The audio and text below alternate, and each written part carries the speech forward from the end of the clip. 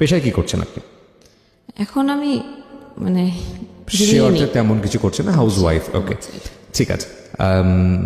এই অনুষ্ঠানটা শুনেই কি আপনি এখানে এসেছেন জীবন গল্প বলার জন্য, নাকি কারোর দ্বারা অনুপ্রাণিত হয়েছেন, বা কি আসলে ঘটনাটা কি? অনেক আগে ভাবতাম যে শেয়ার করব, তখন আমি অনেক দূরে থাকতাম। আচ্ছা, এখন আমি ঢাকাতে আসছি, সে কারণে এই সুযোগটা নিয়েছেন নাকি? সুযোগ। তারপরেও অনেক সময় মনের মধ্যে মানে দ্বিধাদ্বন্দ্ব হয় যে আসলে কি বলা উচিত কিনা, বলা উচিত কিনা, যেহেতু এটা আমার ব্যক্তিগত জীবন, ফ্যামিলি, হ্যাঁ, পরিবারের। আচ্ছা, তো তারপরে আপনি কেন বলতে আগ্রহী হলেন শেষ পর্যন্ত? আমি যেটা দ্বারা ক্ষতিগ্রস্ত হয়েছি, আমার মতো অনেকেই আছে বা অনেকেই প্রতারণা হয়, কিন্তু তারা যেটা মানে অগাধ বিশ্বাস, সেই বিশ্বাস থেকে হয়তো তারা বুঝতেও পারে না যে আমি প্রতারিত হচ্ছি কিনা। আচ্ছা আচ্ছা, তো সেই জায়গাটি থেকে আপনি মানুষকে সচেতন করার জন্য আজকে এখানে এসেছেন, তাই তো? আমার বাড়ি হচ্ছে যশোর জেলার একদম প্রপারে, টাউনেই, সদর জেলার। গ্রামের পরিবেশ হয়তো একটু আধটু ছিল, কিন্তু শহরের মতো করেই আমি বড় হয়েছি।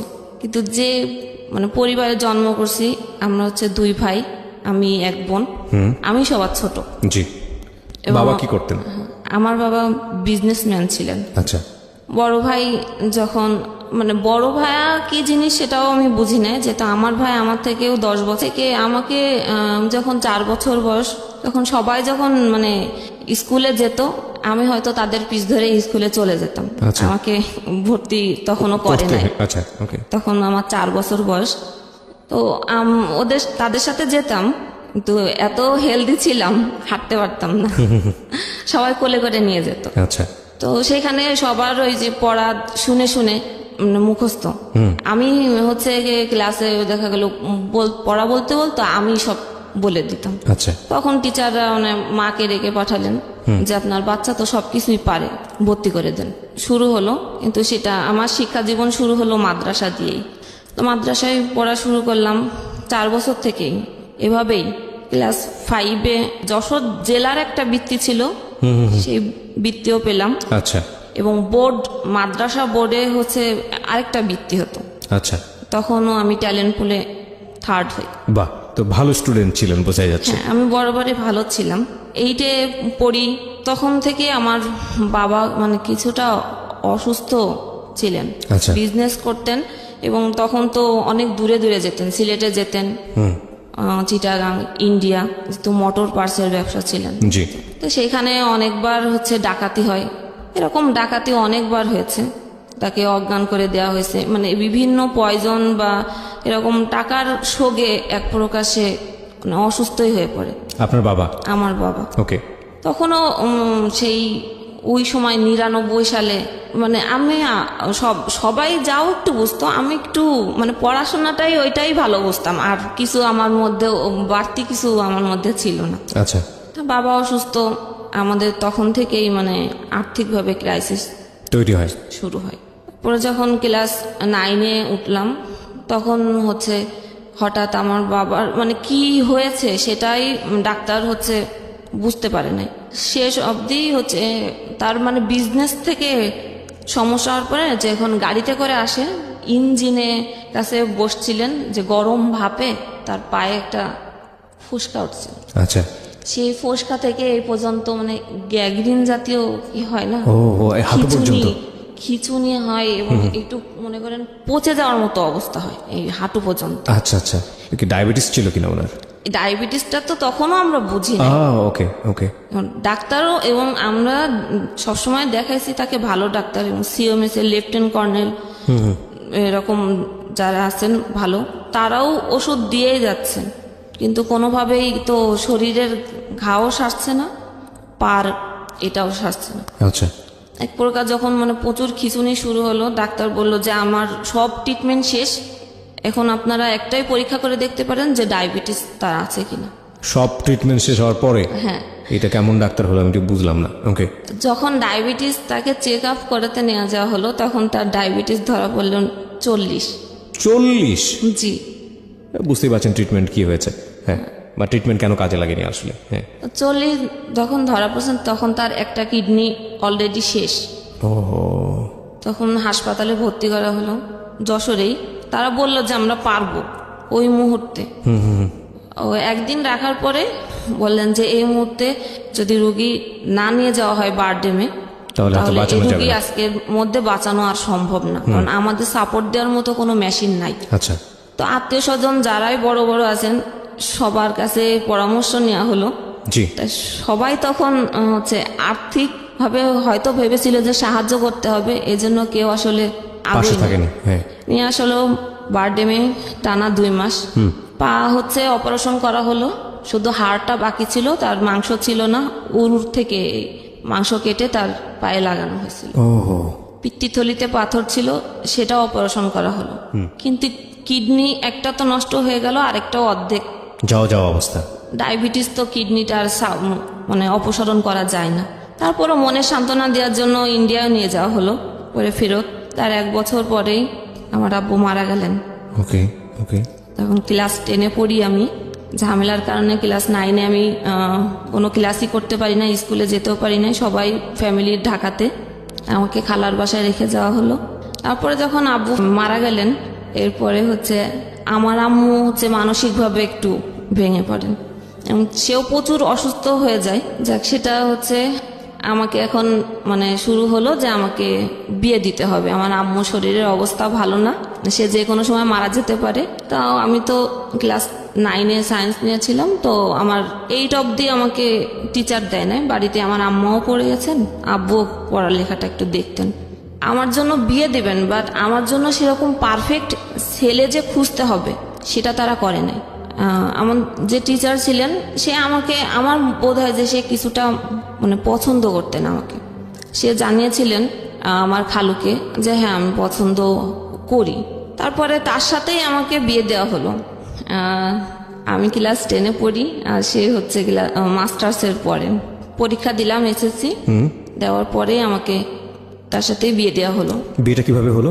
ঘরোয়া আনুষ্ঠানিক, মানে তাদের বাড়ি থেকে কিছু লোক আসলেন, আমাদের বাড়ির এই আমাদের ফ্যামিলি এলাকার লোক। ছেলেটা কি করতো ওইভাবে। ওই সময়টাতে? বেকার, বেকার, মাস্টার্স পাস, মাস্টার্স পরে রানিং। মাস্টার্স পড়ছে। তো এরকম একটা ছেলে আপনাকে বিয়ে করলোই বা কেন? আমি ঠিক বুঝলাম না। আত্মীয় সম্পর্ক ছিল? না, তাহলে? সে আমার টিচার ছিলেন। ওকে, হ্যাঁ, আমার বাসায় আমাকে পড়াতে আসতেন। প্রাইভেট টিউটর ছিল? Private tutor. সেই প্রস্তাব দিয়েছিল? জি। অদ্ভুত।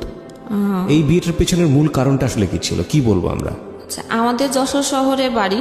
হ্যাঁ, যশোরের থেকে যারা আঞ্চলিক অঞ্চলে থাকে তারা হয়তো ভাবে যে যশোর শহরে যারা থাকে তারা অনেক বড় লোক।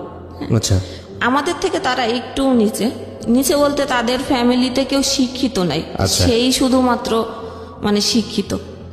হয়তো ভেবেছিল যে এক বাবার এক মেয়ে, বাবা বিজনেস করতেন, অনেক কিছু রেখে গেছে, পাবো কিছু, সেটাই আশা করে হয়তো সে মানে বিয়েটা করেছে। আচ্ছা, কারণ সে আমার চেহারাও খুব ভালো দেখে নাই, যে জন্য যে আমি মানে ছোট থেকেই এই পর্যন্ত দাখিল পর্যন্ত মাদ্রাসায় আমি বোরখা পরতাম। তার সামনে পড়তে বসলেও আমি ক্লাস 6-এর থেকেই বোরখা পরতাম এবং আমি আর কোনো ছেলে মানুষের ওইভাবে মুখ মানে দেখতো না, বাড়ির থেকে বেরোতামও না।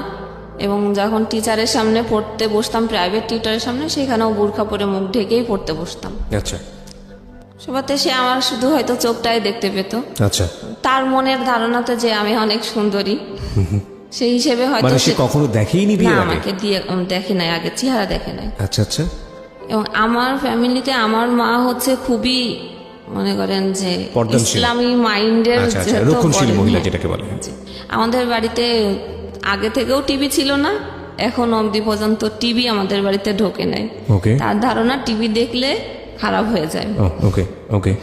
এবং গান টানও সে শোনা পছন্দ করে না। এই যাই হোক, আমি যখন ক্লাস 5-এ পড়ি, আমার বড় ভাই তখন ঢাকাতে চলে আসছেন। আচ্ছা, সে চলে আসছিলেন, তার কোনো খোঁজ খবর নেই। পরে আমি যখন ক্লাস 8-এ পড়ি তখন জানতে পেরেছিলাম যে ভাইয়া বিয়ে করছে Okay. ঢাকাতে। ফ্যামিলি চলতো কিভাবে তাহলে? যে বাবার বিজনেস আর আমার আম্মা ঘরে টিউশনই করতেন। এইটা দিয়েই সংসার চলতো? জি।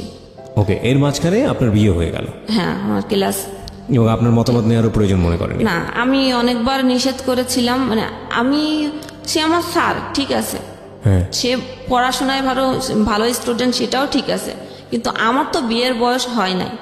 আচ্ছা। এবং আমি বরাবরই যখন ভালো স্টুডেন্ট, তখন আমার হয়তো একটা স্বপ্ন ছিল আমি ভালো কিছু করবো ভালো ভবিষ্যতে। কিছু হব। ওকে, কিন্তু সে আমি কত বলেছি সালে এটা মনে আছে প্রথম এই যে ঘটনাটা ঘটলো বিয়ের? আমার বিয়ে হয়েছে 2005 সালে বিয়ে হলো। এরপরে প্রথম অবস্থায় তো সবারই খুব ভালো যায়, সে ম্যাচেই থাকতেন। আচ্ছা, তো সপ্তাহে একদিন আমাদের বাসাতে আসতেন। ওকে।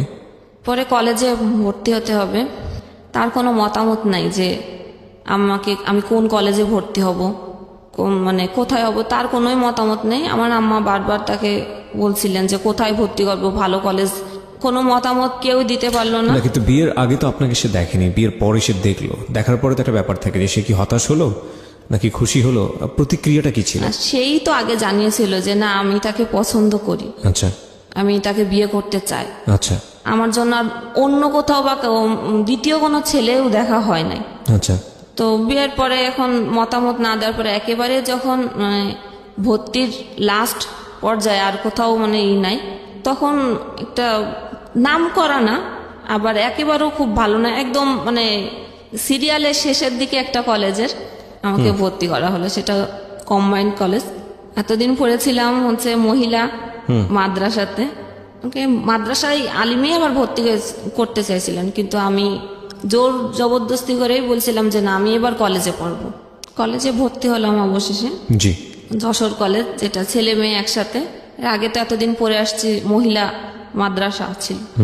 কলেজে দিয়ে আসতেন সকালবেলা, আচ্ছা ক্লাস করতাম, কিন্তু সে কোথায় বসে থাকতো কি চলে যেত এটা তো আমি কখনো খেয়াল করতাম না।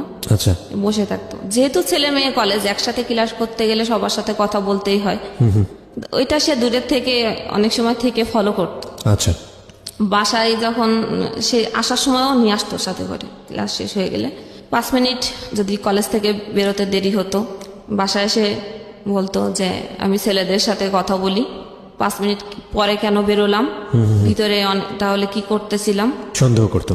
সন্দেহ। আমি কিন্তু ছোট যখন, আসলে বিয়ের আগে কি বিয়ে কি জিনিস আমি সেটাই কিন্তু বুঝতাম না। আচ্ছা বিয়ের পরে একদিনের জন্য আমাকে শ্বশুরবাড়িতে নিয়ে যাওয়া হলো। আমি কি বুঝি না যে শ্বশুরবাড়িও তখনও কি, আমি যে আমার শাড়ি গেট আপ খুলে সন্ধ্যার সময় ছেলে পেলে অনেকে দেখলাম যে দড়ি লাফ খেলছে, আমিও কিন্তু সবার সাথে দড়ি লাফ খেলছি। ওকে ওকে। তখন গ্রামের মানুষ তো ধারণা কত কিছুই তো বলে যে বিয়ে করে আসছে, দেখছো কিরকম মেয়ে বিয়ে করছে। কলেজে তো এই সমস্যা শুরু হলো, সমস্যা একটু একটু করে, যে আমি সন্দেহ, স্যারেরা শিক্ষক মিলনায়তন ছিল, কোনো কিছুর টিচারদের কাছে পড়ালেখার জন্য দরকার হতেই পারে, জি। স্যারেদের কাছে গেলেও সে দূরের থেকে তো দেখছে, কিন্তু সেটা আমি ফলো করতাম না। বাসায় গেলে বলতে এটা করছো আজকে, ওইটা করছো আজকে। টিচারদের কাছে তোমার এত কি, এটা আপনাকে জিজ্ঞেস করতে আপনার হাজবেন্ড? আচ্ছা। অফ টাইম, ক্লাসের যখন অফ টাইম থাকে সবাই তো কমন রুমে যায়, কেউ ক্যারাম বোর্ড খেলে, অনেক কিছুই করে। আমি তো কোনো খেলা পারতাম না, তাও খেলতাম, সেটাও করা যাবে না। শুরু হলো মানে মানসিক একটা খারাপ লাগতো যে বিয়ে দিল আমাকে, আমি মানে পড়াশোনা করব, আমি সায়েন্সে পড়ি, সায়েন্সে পড়তে গেলে তো আমাকে সেইভাবে পড়তে হবে, এবং নতুন করে আমাকে আর টিচার দেয় নাই, সেই আমাকে পড়াচ্ছে। আচ্ছা। তো আগে যখন টিচার ছিলেন 9-10-এ, তখন একটা বিষয় না বুঝলে সেটাকে খুব ভালোভাবে বোঝাতেন। রাইট। এখন যখন হচ্ছে বউ হয়েছি, তো আমি একটা বিষয় বুঝতে গেলে তোমার মাথায় এইগুলো এখন ঢুকবে না, তুমি এখন বোঝো না, মানে স্বাভাবিক জিনিস বোঝো না। এখন কলেজে যে নতুন নতুন ছেলে পাইছো, এখন আর পড়ালেখা মাথায়, তখন আর আমাকে অত ভালো করে পড়া বোঝাতো না, ফেলে দিত বই খাতা, মানে উচ্চতর গণিত করতে গেলে ওটা একটু হার্ড ছিল, মানে বই খাতা চেলে ফেলে দিত। আচ্ছা। তো আমি আর আগ্রহ করে আর যেতাম না। পরে আবার বলতো যে তোমার যদি পড়ার ইচ্ছাই থাকতো, আমি বই খাতা ফেলে দিলে কি হবে, ওই বইটা আবার করে এনে আবার আসতো তুমি আমার কাছে শিখতে। মানে সবকিছুতেই আপনার দোষ? হ্যাঁ, বলে যে আমাদেরও এরকম স্যারেরা অনেক এরকম করছে আমাদের সাথে, তারপরেও আমাদের শেখার আগ্রহ ছিল দেখে আমরা স্যারদের কাছ থেকে জোর করেই শিখছি। এদিকে আমার আম্মা এখন বলা শুরু করলেন যে তোমার এত খরচ, আমি তোমাকে বিয়ে দিয়ে দিছি, এত খরচ তো আমি টানতে পারবো না। মানে তখন কি আপনি মায়ের বাসাতেই থাকতেন নাকি? হ্যাঁ, ও মায়ের বাসাতেই থাকতেন। মায়ের বাসাতে। তখন তুলে নেয়নি? না। আচ্ছা। কলেজে তো ছেলেদের সাথে কথাই বলা যাবে না, এখন আমি রিজার্ভ হয়ে গেলাম একদম, কারণ আমি একটু মানে স্বভাবগতই আমি সবার সাথে মিশুকে, কথা না বলতে পারলে ভালো লাগতো না। পড়াশোনায় আর ওইভাবে মন বসতো না। এই মানসিক প্রেশারে কলেজে যে আমি পড়া দিতে পারতাম না। জি। তখন আরো খারাপ লাগতো, স্যারেরা আরো বলতো যে তুমি এরকম কেন মানে হয়ে যাচ্ছ, কিছুই পারতেছো না, মানে ফলাফল কি, মানে ভালোটাও নাই, একেবারেই লো হয়ে যাচ্ছে। আর তোমার রেজাল্ট এসএসসিতে এত ভালো না যে আমি 1 পয়েন্টের জন্য এ প্লাস হয় না, তখন এ প্লাসও অনেক টাফ ছিল, এখনকার মতো অ্যাভেলেবেল এ প্লাস ছিল না। তো পড়ালেখা আর হলো না ওই সময়। এখন বলে যে কলেজ ট্রান্সফার করতে হবে। কলেজ ট্রান্সফার কেন? ওই যে ছেলে মেয়ে একসাথে কলেজ, ও এখন কোনো মহিলা কলেজে ট্রান্সফার করতে হবে। আম্মুই পাশতে বলতেছে যে ও আমাকে ঠিক মতো পড়ায় না, এখন আমাকে টিচারও দিতে পারতেছে না ভালোভাবে, এখন খরচ চালাতে পারতেছে না, এখন আমি কি করব? সেও বেকার, সেও তো আমাকে 1 টাকাও দিতে পারছে না। রাইট। আমি আর করার কিছু নাই। আমি তখন কি বললাম, আমি তাকে বললাম তাহলে কি করব, তাহলে তোমাদের বাড়িতে নিয়ে যাওয়া লাগবে। এখন যদি আমাকে কলেজ ট্রান্সফার করবে তাও যশোরে না, তার বাড়ির ওদিকে। আচ্ছা, তার বাড়ির ওদিকে কেন? যাতে সে মনিটর করতে পারে আর কি, কি হচ্ছে না হচ্ছে। ওকে। তার মাস্টার শেষ, সে এখন বাড়ির দিকে চলে যাবে। জি। ফার্স্ট ইয়ার শেষ, যখন মানে কলেজ ট্রান্সফার করবে তখন সেই সময়টাও আর নাই। তখন যশোর শিক্ষা বোর্ডে যাওয়া হলো। বোর্ডে যে কাজটা করেন যে ম্যাডাম, উনি আমাদের পরিচিতি ছিলেন। ম্যাডামকে যখন বলা হলো, ম্যাডাম বলল ঠিক আছে, আমি ব্যাক ডেটে আমি এটা করে দিচ্ছি। আচ্ছা। দিয়ে পাঠাই দিল সেই নোয়াপাড়া, অভয়নগর থানা, যশোর জেলার। ও মাই গড। ওকে, তারপর? সেখান মানে অভয়নগর যে বাজার, তার থেকেও আমার শ্বশুরবাড়ি আরো 2 কিলো ভিতরে ভ্যানে করে যেতে হতো। মানে এই শহর থেকে একেবারে গ্রামে চলে গেলেন? একেবারে গ্রামে। এটা কি জীবনের প্রথম গ্রামে যাওয়া? জি। ওকে, তারপর? এখন সেখানে গিয়েছি, তাদের ধান চাল, আমি তো কখনো ধান চালের কাজ আমাদের এলাকাতেই ছিল না, জি, করিনি। তো ওখানে যে আমাকে এখন বলা হলো যে আমাকে সব কাজ করতে হবে, এবং পড়ালেখাটা তখন আর সে চাইছে না। নামে মাত্র সে ওখান থেকে আমাদের বাড়ি থেকে দূরে সরাই নিয়ে আসছে, যাতে সে হচ্ছে মেনটেন্স করতে পারে তার মতো করে। কলেজে যাওয়ার জন্য আমাকে হচ্ছে টাকাও দিত না। আমার যে ননদ ছিল সমবয়সী, একই ব্যাস, তাকে টাকা দেওয়া হচ্ছে, সে ভ্যানে করে যাচ্ছে, কলেজ করতেছে। আমি সেই 2 মাইল পথ হেঁটে হেঁটে সেই কলেজে যেতাম। আচ্ছা। সকাল 6টায় হচ্ছে ফিজিক্স কেমিস্ট্রি স্যারদের সকালে ব্যাচ থাকতো, ব্যাচ শেষ করে 10টায় ক্লাস করে আবার বিকেলে আরো 2টা সাবজেক্ট পড়ে বিকেল 4টায় আসতাম। আসার পরও খাবার নাই, সকালে যেতাম না খেয়ে, বিকালে এসেও বলতো যার খাবার সে রান্না করে খাবে, কারোর জন্য রান্না রেডি করা নাই। ও কি করতো? ও তখন হচ্ছে একটা ইন্স্যুরেন্স কোম্পানিতে মানে ছোটখাটো একটা মানে হাত খরচ চলে এরকম একটা কাজ করে। আচ্ছা। তখনও কোনো চাকরি পায় নাই সে। আচ্ছা আচ্ছা। সেও সকালে চলে যেত, ট্রেনে করে চলে যেত। সেটা ছিল আরেকটা থানা, ঝিগরগাছা। আমাদের ছিল তো সদর থানা। জি। সে ট্রেনে চলে যেত, সে আসতো রাত্রে 9টা বেজে যেত, সারাদিন না খাওয়া। তারপরে এসে ধানের কাজও আমি করতাম, মেশিনে যে ধান মাড়ায় পা দিয়ে, মেশিনে মানে ধান ছুটানোর যে মেশিনটা আসে। ওকে, বুঝতে পেরেছি। এটাকে মাড়াই করা বলে। মাড়াই করে বলে। আচ্ছা, রাইট। তো ওই কাজ করে রাত্রে হচ্ছে মানে ফ্রেশ হয়ে আর খেতাম না, যেহেতু রান্না করে আমাকে খেতে হবে সবার ওই জন্য, ইচ্ছাটা করতো না। ওই ইচ্ছা আর হতো না। আর ওই রকম সারাদিন পরে এসে পড়ালেখারও আর শরীর তো ক্লান্ত, কোনোভাবেই মনোযোগ আসতো না, খুব স্বাভাবিক। আর সে যে রাত্রে আসতো, তার খাবার তার মা হচ্ছে রেডি করে রাখতেন, সে এসে ঘরেই খেতেন, সবাই শুয়ে পড়তো। সে যখন আসতো, গ্রাম তো 8টা 9টার দিকে সবাই শুয়ে পড়ে, রাইট। সে এসে খেত, কিন্তু সে একবারও আমাকে মুখের কথা জিজ্ঞেস করতো না যে আমি আসলে খেয়েছি কিনা। ও মাই গড, এটা কিভাবে হয়? এভাবে গেল 2nd ইয়ার। পড়ালেখা তো হচ্ছে না, কারণ সায়েন্সের সাবজেক্ট পড়তে গেলে অনেক পড়া লাগে, অনেক ভিতরে কোনো কিছু না জানলে আমি তো লেখার মতো কোনো পরিস্থিতি নাই। টেস্ট পরীক্ষা হলো, টেস্টে ফেল করলাম, কোনোভাবে পরীক্ষা দিতে দিবে না। তারপরেও মানে জোর করে এই স্যারদের বলে যে আমার তো এই পজিশন, এই অবস্থা, আমি এরকম একটা সিচুয়েশনের মধ্যে এখন আমি কি করব। রাজি করানো। আর আমার তো খেতেই পেতাম না, তার বাদেও তার বাবা আমাকে বলতো যে আমার ছেলে তো চাকরি করে না, তোমাকে খেতে দেবো, এই খরচটা কেন, কে তোমাকে যে নিয়ে আসছে সে তোমার খরচ দিবে, না তোমার বাবার বাড়ির থেকে তোমার খরচ দিবে। আচ্ছা। এই যে 3 মাস ধরে রইছো, এই 3 মাসের যে খরচ আর খাবার খরচ তোমার মাকে বলবা যে দিয়ে যেতে। তো আমার যে নাস্তার যে খাবার, যে বিস্কুট টিস্কুট সকালবেলা, সেটাও কিন্তু আমার মাই দিয়ে যেতেন। তো সেটা খেলেও কথা হতো যে একা একা খায়, দেয় না। কিন্তু না, আমার সামনে সকালে আমার শ্বশুর শাশুড়ি থাকলে আমি তাদের বাটিতে করে দিতাম। গ্রামের মানুষরা আসলে সকালে চা বিস্কুট তো এভাবে খায় না। জি, তারা ওই সকালে উঠে ভাত রান্না করে, 3 বেলায় ভাত খায়। হ্যাঁ, দুপুরবেলা কোনো কাজ থাকে না, তারা দুপুরবেলা এই মাঠের এইগুলো কাজ সারে, জি। আবার যে সন্ধ্যার পরে রান্না করে। রাইট। দুপুরের খাবারটা সাধারণত ওই সকালবেলাতে যে যেটা রান্নাটা রান্না হয় হয় ওটাই ওটাতেই খায় হয়। দুপুরে। হ্যাঁ, মানে তারা কাজ করলে তো 3 বেলা রান্না করলে তো আর সব কাজ করতে সম্ভব না, পারে না। সম্ভব না, রাইট। তখন এইগুলো সেও আর কিছু বলতো না যে তারা এরকম করতেছে আমার সাথে। কাজ তো করাই, প্লাস হচ্ছে আমার এত ঘাই খেতে খেতে এক সময় হয়তো উত্তর দেওয়া একটু একটু শুরু করতাম। এর আগে আমি এত কথা বলতাম না, যে যা বলে যাচ্ছে মুখ বুঝে আছে। একটু একটু করে রিপ্লাই আসা শুরু করলো। হ্যাঁ, যখন রিপ্লাই করলাম, তো একদিন আমার শাশুড়ি আমার ননদ মিলে আমাকে অনেক মারলো। সেখানেও তার কোনো কথা ছিল না। সে যখন আসলো রাত্রে, তখন বলল যে তুমি কেন কথা বললে, তুমি কথা বলছো দেখেই পরিস্থিতি এরকম হয়েছে, তোমার কথা বলার কোনো দরকার ছিল না, তুমি বউ, তোমার গলা কেন উঠবে। তারপরে পরীক্ষা দিলাম, টেস্টে তো ফেল করলাম। পরীক্ষা, ইন্টার পরীক্ষাও হচ্ছে গিয়ে দিতে গেলাম তাদের বাড়ি থেকেই না খেয়ে। ফিজিক্স পরীক্ষা ছিল যেদিন, আমি হচ্ছে 3 দিন না খাওয়া, আচ্ছা বোর্ড পরীক্ষা। আচ্ছা। তো পরীক্ষার হলে যাওয়ার পরে প্রশ্ন হাতে নিয়ে আমার আর সেন্স ছিল না, ওহো। আমি লিখবো কি, মানে অ্যাটেন্ড হয়েছে আর পরীক্ষায় দিনে পরে পরীক্ষা দেওয়ার পরে তো ফেলই আসছে।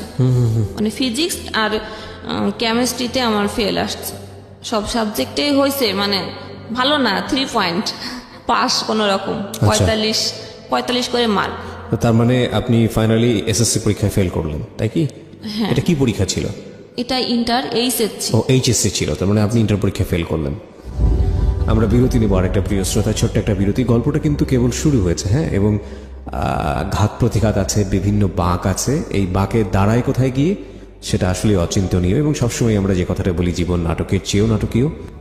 ফেল করলেন আপনি এইচএসসি পরীক্ষায়। যখন পরীক্ষা শেষ হয়ে গেল, তখন তো আমার তাদের কথা মতো আমাকে তো বাড়ি চলে আসতে হবে, মানে বাবার বাড়ি। যেদিন আসবো মানে আমাকে একবারে দিয়ে যাচ্ছে। কেন? মানে আপনাকে নিয়ে আমাকে সংসার করা? বলে নাই যে আমাকে দিয়ে যাচ্ছে সে একবারে। আচ্ছা, মানে আচ্ছা। তাদের বাড়িতে আমাকে নিয়ে বিভিন্ন অশান্তি, এবং তার মা এটা বলেছিল যে আমার মেয়ে যতদিন বিয়ে না হবে, আমার যে সমবয়সী যে মানে ননদ ছিলেন, ততদিন আমি ওই বাড়িতে আসতে পারবো না, ওকে। আমি থাকতে পারবো না। মানে আপনার ননদের বিয়ে হওয়ার পরে আপনার যেতে হবে ওখানে? যেতে হবে এটা তো। আমার শাশুড়ি তো আমাকে সবসময় বলতেন যে তোমাকে আমাদের পছন্দ না, যে পছন্দ করছে তুমি তার সাথে সবকিছু বুঝে নি। ওকে ওকে। তারপর? তা যেদিন মানে গোছানো হয়ে গেছে, তো আমি, যদিও আমার সাথে এরকম করতো, তাও আমি একটু কেন যেন ভালো না, আমার অনেক মানে আগে ভালোবাসি না এভাবে, কিন্তু এখন একটু টান হয়েছে। আমি তাকে ছাড়া মানে কোথাও যেতে চেতাম না। শাশুড়িকে? না, আমার হাজবেন্ড। হাজবেন্ডকে ছাড়া? ওকে। এখন আমাকে দিয়ে আসবে, আমি তাকে বারবার বলতেছি যে আমি যশোরে, মানে সে অফিসে যাবে, আমাকে মানে যশোর স্টেশনে ড্রপ দিয়ে নামাই দিবে, কিন্তু সে ওই ট্রেনে চলে যাবে মানে ঝিগরগাছা। আচ্ছা। আমি বলেছি যে না, আমি এভাবে যাব না, আমাকে নিয়ে গেলে সাথে করেই আমার বাড়িতে নিয়ে যেতে হবে। আর আমি তো জানি না যে আমি যে কয়দিন থাকি তুমি হচ্ছে মানে ঝিগরগাছা থেকে যশোর কাছে, যশোর থুয়ে তারপরে অভয়নগর, তা আমাদের এখানে মানে কিছুদিন থাকো, তারপর আবার একবারে চলে যাব। সে কোনোভাবে মানে রাজি হচ্ছে না যে আমাদের বাড়িতে সে যাবে না, আচ্ছা। ইভেন সে আমাকেও দিয়ে আসতে যাবে না, সে স্টেশনে আমাকে নামাই দিবে। আচ্ছা। তা আমি তখন একটু জেদ করেই বসলাম যে তাহলে আমি দরজায় যে তালা লাগাবে, আমি তালাটা দিব না, তালা আমার হাতে, তালা আর যাবে। তখন মানে সে আমাকে মানে মারে, মারলে আমি রাগের শেষে তালাটা আমি চেলে দিছিলাম, ছুঁড়ে দেওয়ার পরে তালাটা যে তার কপালে লাগে। আচ্ছা। কপালে লাগলে এখান থেকে মনে করেন ব্লাড বেরোতে থাকে? ব্লাড বের হয়।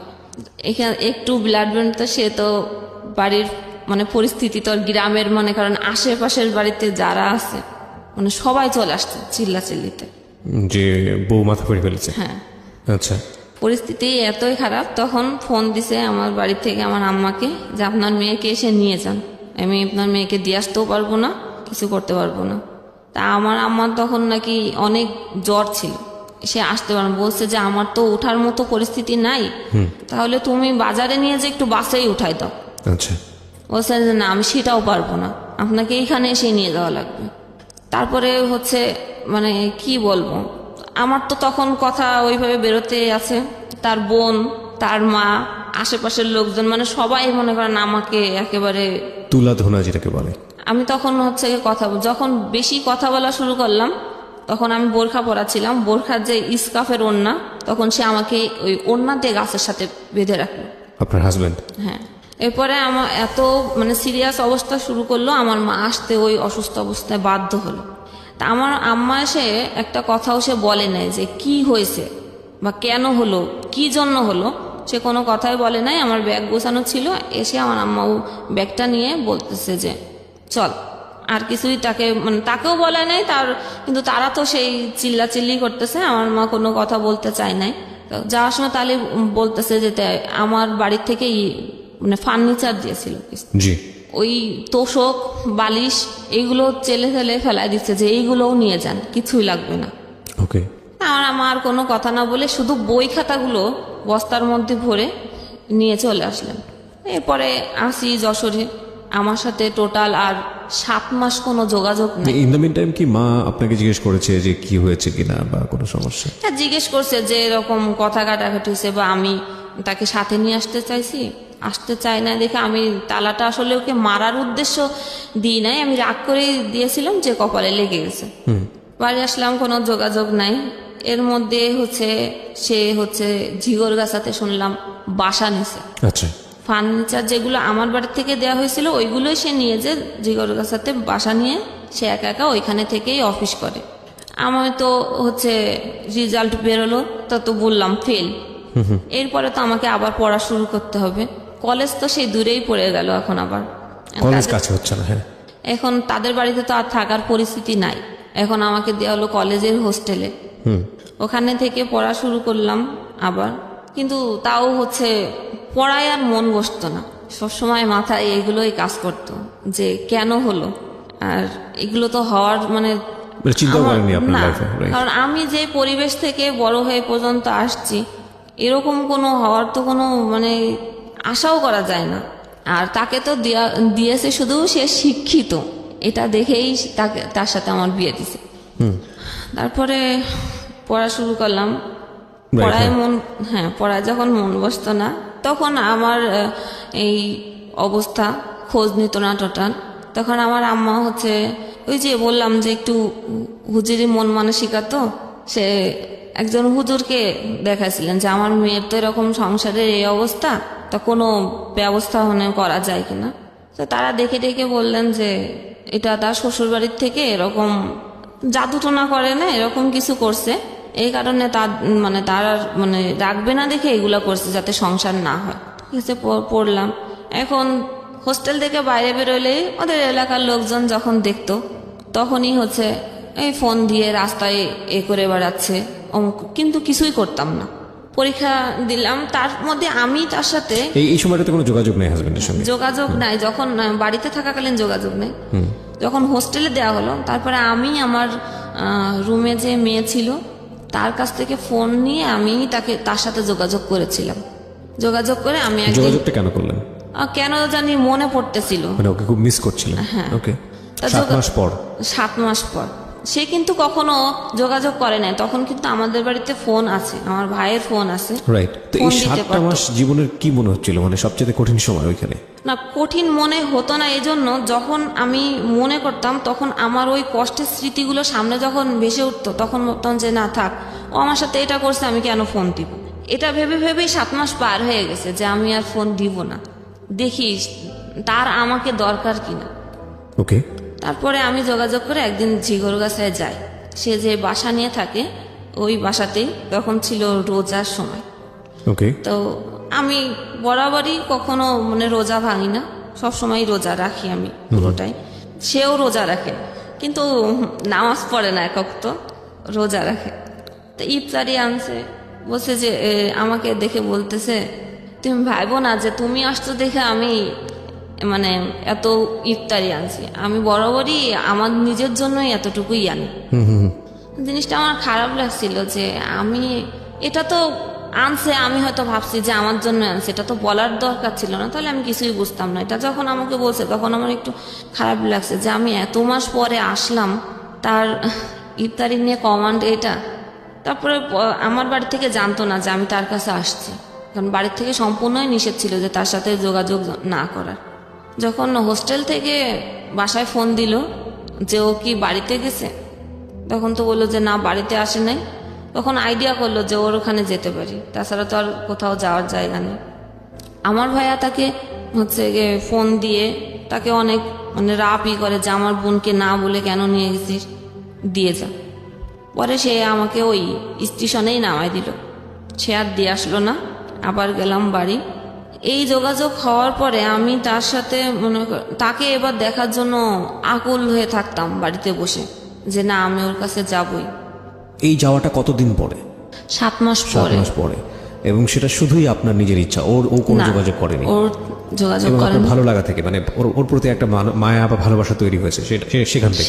সেখান থেকে। তারপরে পরে যে বললাম রোজার সময় গেলাম, ইফতারি আনার পরে আমাকে যে এটা বললো যে এটা তুমি না থাকলেও আমার নিজের জন্য এতটুকুই, তুমি আসছো দেখে যে তোমার জন্য যে বেশি কিছু নিয়ে আসছি এটা কিন্তু না। ওটা শোনার পরে আমার একটু মানে মনের আঘাতই লেগেছিল যে আমি 7 মাস পরে আসছি, তার ভিতরে কোনো খুশি বা কি। এবং এগুলো তো বলার দরকার নাই, তাই না? সাধারণ মানুষকে আপ্যায়ন করলেও তো যেভাবে করা উচিত সেখানে এই ধরনের কথা হ্যাঁ, বলা আমার উচিত। কথা হলো যে তুমি যদি আমার জন্য নাও এনে থাকতা তাও তো এটা বলার দরকার ছিল না। তারপরে আমার বাড়ি থেকে জানতো না, আমি তার না জানাই চুরি করে আসছিলাম তার কাছে, কারণ আমার বাড়ির থেকে নিষেধ ছিল। আবার বাড়িতে গেলাম, তারপর ওখান থেকে আবার হোস্টেলে চলে যাওয়া হলো। হোস্টেলে ওইভাবেই স্বাভাবিক চলতেছিল। এখন তার সাথে টুকটাক মানে কথা হয়, ওই রুমমেটের মোবাইলে ফোন করে, ওইখান থেকেই মানে কথা বলি। ওই সময়টাতে কি বলছিলেন, মানে আবার নতুন করে একসাথে সংসার শুরু করবেন? হ্যাঁ, তার মধ্যে যে তার কথা হলো যে বাবা মাই হচ্ছে আমাদের দুইজনের মধ্যে বড় ফ্যাক্ট। তোমার মাও একটা ফ্যাক্ট আর আমার মা বাবাও একটা ফ্যাক্ট। আমরা তো দুইজনের জায়গা থেকে ঠিকই আছি। আর আমি তোমার সাথে যা কিছু করেছি আমার বাবা মায়ের জন্য আমি তোমাকে কিছু করতে পারি নাই, কারণ তাদেরকে অখুশি করব কিভাবে। এই কারণে আমি সবসময় নীরবতা পালন করতাম, ভাবতাম যে হয়তো এটাও হতে পারে। তারপরে হচ্ছে সে চাকরি পেল ইউনিয়ন পরিষদ সচিব। আচ্ছা। সেখানে তার প্রথম পোস্টিং হলো যশোরের মনিরামপুর থানা। আচ্ছা। সেখানে সে বাসা নিল, আমি তো হোস্টেলেই আছি। আমাকে বলল যে এরকম আমি বাসা নিচ্ছি, আমার বাসায় এসে দেখে যেও। আচ্ছা ঠিক আছে, একদিন যাব। আমাকে ঠিকানা দিল যে এরকম এরকম। তো একদিন সকাল বেলায় আমি মানে বৃহস্পতিবার হলে সবাই বাড়ি চলে যেত, তা আমিও বৃহস্পতিবার বাড়ির নাম বলে আমি রওনা দিয়েছি অভয়নগর থেকে। ওইখান থেকে ভিতরের থেকে মনিরামপুর যাওয়ার মানে কাছে। আমি ভোরবেলা যে হাজির হলাম, সেই ঠিকানা মতো নক করলাম, দেখলাম সে ঘুমের থেকে উঠছে। তা বললো যে আসতো তো থাকো, থাকতে বলছে। আমি একবারেই থেকে গেছি যে আমি আপনি একটা সুযোগ চাচ্ছিলেন যে কোনো ভাবে ওর সঙ্গে থাকা। যেহেতু আমার বাড়ি থেকে যে বারবার বলতেছে যে তোমার খরচ, পড়ালেখার খরচ তো কে বেয়ার করবে, এমন সে চাকরি পাইছে, তাকে বলো। থাকলাম সেইখানে। সেই যে মানে আমাকে আনার আগে যে ফোনে যেই কথা যে যতটুকু ভালোভাবে যে আমরা আবার এক হব, বা যেই ভালো যে আমাদের কোনো আমরাই ঠিক আছি, বাবা মার ফ্যাক্ট ছিল, কোনো সমস্যা না। থাকলাম সেই পুরনো এগুলো আবার নতুন করে আবার শুরু হলো। এর মধ্যে আমার তো ইন্টার পরীক্ষা সেকেন্ড টাইম দিব। সেকেন্ড টাইম আমি আমার মতোই পড়েছি, তার কাছে হেল্প নিয়ে নাই। ওই যা আগে পড়া ছিল সেটা নিজে পড়েছি। ওইখান পড়ার পরে আমি পরীক্ষা ওইখান থেকেই আমি ওই অভয়নগর যে পরীক্ষা দিতাম।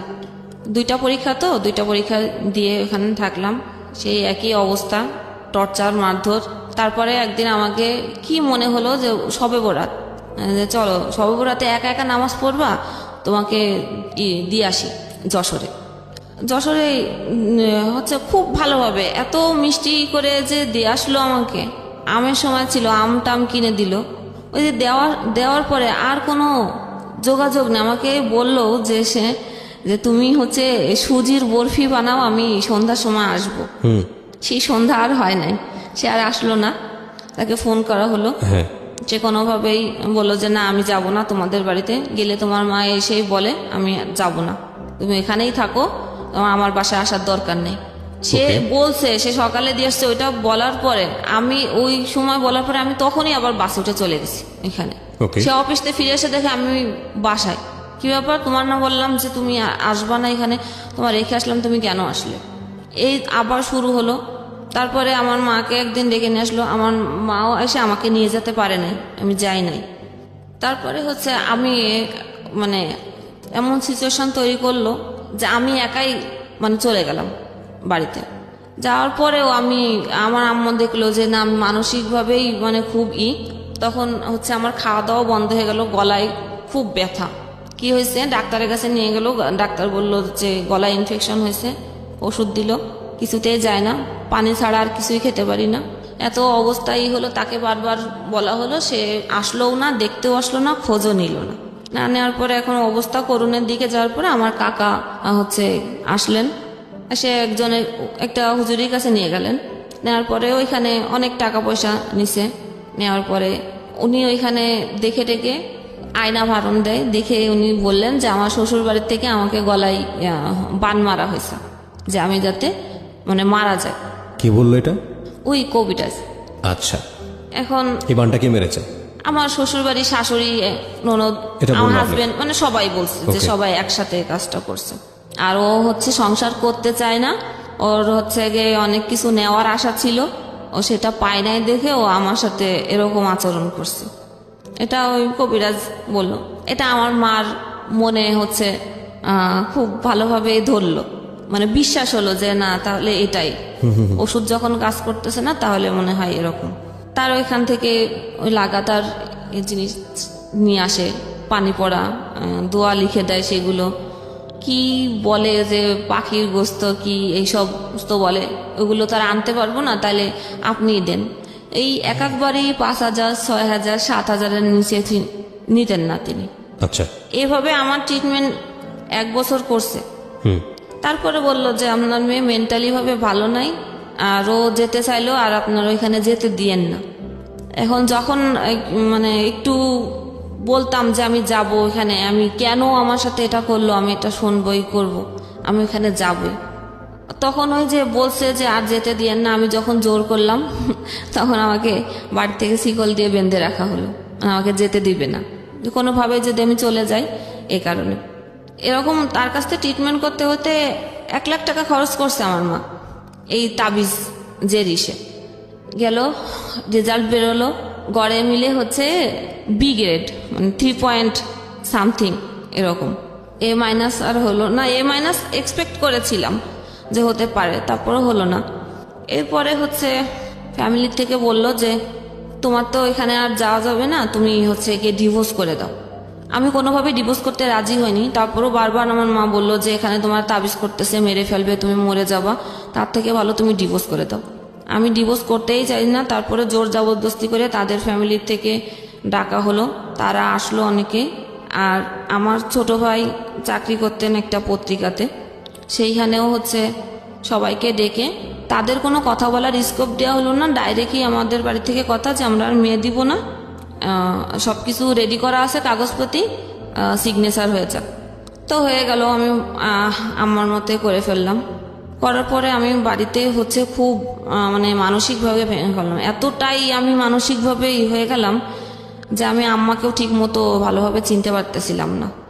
এরপরে নিয়ে যাওয়া হলো যে মানসিকভাবে যখন চিনতে পারতেছি না, কাউকে ভালো মতো কথা বলতে পারতেছি না, ডাক্তারের কাছে মানে মেন্টালি যে ডাক্তার থাকে, পাবনার ডাক্তার, যেটা হেমায়তপুর থেকে আসতেন যশোরে, সেখানে দেখানো হলো।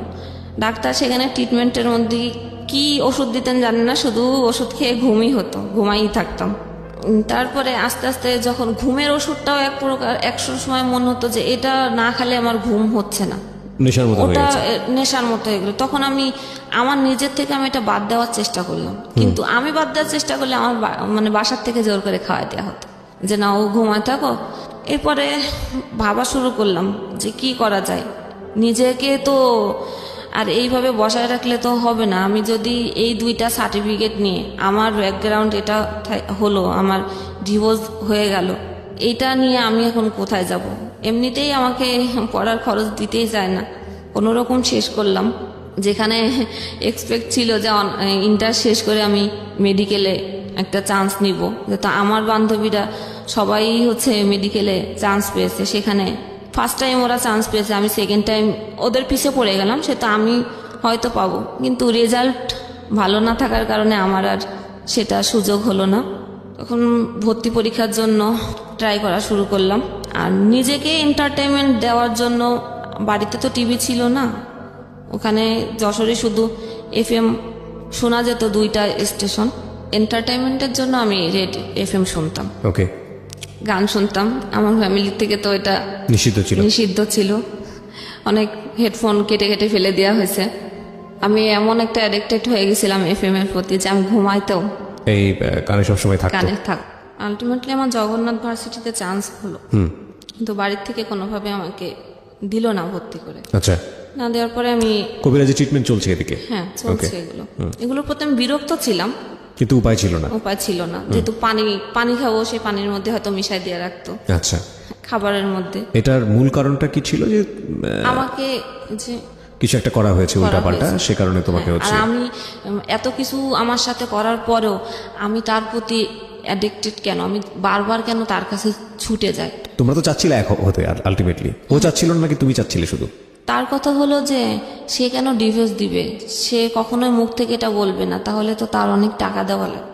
রাইট, সো তুমি ডিভোর্স দিয়েছো। তারা আসছিল, হ্যাঁ, কিন্তু আমাদের ইসের থেকে তাদের কোনো স্কোপ দেওয়া হয় নাই। আচ্ছা আচ্ছা। না দেওয়ার কারণে মিউচুয়াল যে সামনাসামনি। আমার প্রশ্নটা হচ্ছে যে আকর্ষণের জায়গাটা কি শুধু তোমার জায়গাটা থেকে ছিল, নাকি তারও ছিল? তুমি যে তার কাছে বারবার যাচ্ছ? না, আমারই ছিল, একদম সলো তোমারই, একতরফা। এই কারণে তোমার ফ্যামিলি ট্রিটমেন্ট করাচ্ছে, কবিরাজি ট্রিটমেন্ট, যাতে তোমার কিছু একটা করেছে যে কারণে তোমার এই আজকে অবস্থা। ওকে, হ্যাঁ বলো। আমি সবসময় এক্সপেক্ট করতাম যে আমার মা আমাকে অনেক ভালোবাসবে, তার কাছ থেকে আমি অনেক আদর স্নেহ পাবো, তার কাছ থেকে আমি মানসিকভাবে ইন্সপায়ার হব সে আমাকে। কিন্তু আমার মায়ের কাছ থেকে আমি এটা কোনোভাবেই পেতাম না। তখন আমার মধ্যে আরও অন্যরকম কাজ করা শুরু করলো। আমাকে আমার লাইফে এত কিছু হয়ে গেল, এখন তো আমি আরো বেশি এক্সপেক্ট করি যে আমাকে বেশি আদর করবে, বেশি কিছু দিবে, কিন্তু আমি সেটা আর পাচ্ছি না তার কাছ। আম্মুই তো আমাকে বারবার বললো যে এরকম পরিস্থিতি থেকে বেরোনো, তুমি ডিভোর্স দিয়ে দাও। এখন এই পরিস্থিতি, যশোর দক্ষিণবঙ্গের আমাদের এখানে বড় মাইকেল মধুসূদন বিশ্ববিদ্যালয় কলেজ, সেখানে চান্স পেলাম কেমিস্ট্রিতে। এদিকে ডাক্তার, যখন পাবনার ডাক্তার দেখাইছিলেন, উনি বলছিলেন যে তুমি আর মাথার ব্রেনটে চাপ নিবা না, আর কোনো পড়াশোনা টোটালি বিরত থাকো, পড়াশোনা এখন আর করো না। কিন্তু আমি পড়ালেখার জন্য নিজেকে তৈরি করতেছি যে না, আমাকে এর মধ্য থেকে বেরোতে হবে, তাই আমাকে পড়তে হবে। সে যে কলেজে পড়তো আমি ওই কলেজেই ভর্তি হয়েছি। মানে আপনার এক্স হাজবেন্ড যে কলেজে পড়তো? যেই কলেজে সে এতদিন পড়ালেখা করেছে, আচ্ছা, আমি সেই কলেজেই ভর্তি হলাম। তো কলেজে আমি যেতে পারতাম না। আমি তখন ফোন, এরপরে আমাকে ফোন দিছে ফার্স্ট ইয়ারেই থাকতে, ওই ফোন নম্বরটা ছিল। এমন কোনো জায়গা নেই যে আমার ফোন নম্বরটা সে ছড়ায় নাই, এমন কোনো লোক নাই যে আমাকে আমি নতুন কলেজে, আমি কলেজের ফার্স্ট গেট থেকে ঢুকলে পিছন থেকে ব্যাক সাউন্ড শুনতাম খারাপ, আজে বাজে কথা বলতো। হ্যাঁ, একসময় প্রথম গেট থেকে ঢোকাই বাদ দিয়ে দিলাম, পিছনের গেটের থেকে ঢুকতাম, পিছনের গেট থেকে ক্লাস করে বেরোয় যেতাম। টিউশনি শুরু করলাম, পড়তেছিলাম। এখন এদের কথার প্রেশার, বাড়ির প্রেশার, আর কলেজের বাইরে রোডে ঘাটে এত প্রেশার, এবং ফোনে মানুষের এত টর্চারিং, ফোন করে বলে যে আপনার রেট কত, এইগুলো বলতো ফোন করে করে। এইগুলো আর নিতে তখন দেখছি যে না, আমার পক্ষে একদম ভাইরাল করে দিচ্ছে আমাকে যে আমি একটা খারাপ মেয়ে। এইগুলোর প্রেশারে আমি একদম মানসিকভাবে আরো ভেঙে পড়ি। চলে আসলাম কলেজ ট্রান্সফার করে ঢাকাতে। এই চাপগুলো, সামাজিক এইসব চাপের কারণে? আচ্ছা। তখন সেকেন্ড ইয়ার শেষ করেই আমি মিরপুরে চলে আসি, বাংলা কলেজে ট্রান্সফার হয়ে। আমার বড় ভাই থাকতেন তো ঢাকাতে, তার কাছেই আসলাম। আসার পর একটা কিন্ডার গার্ডেনে ঢুকলাম। কিন্ডার গার্ডেনে আসলে বেতন কত তো জানেন, 1-2 টাকার বেশি দেয় না।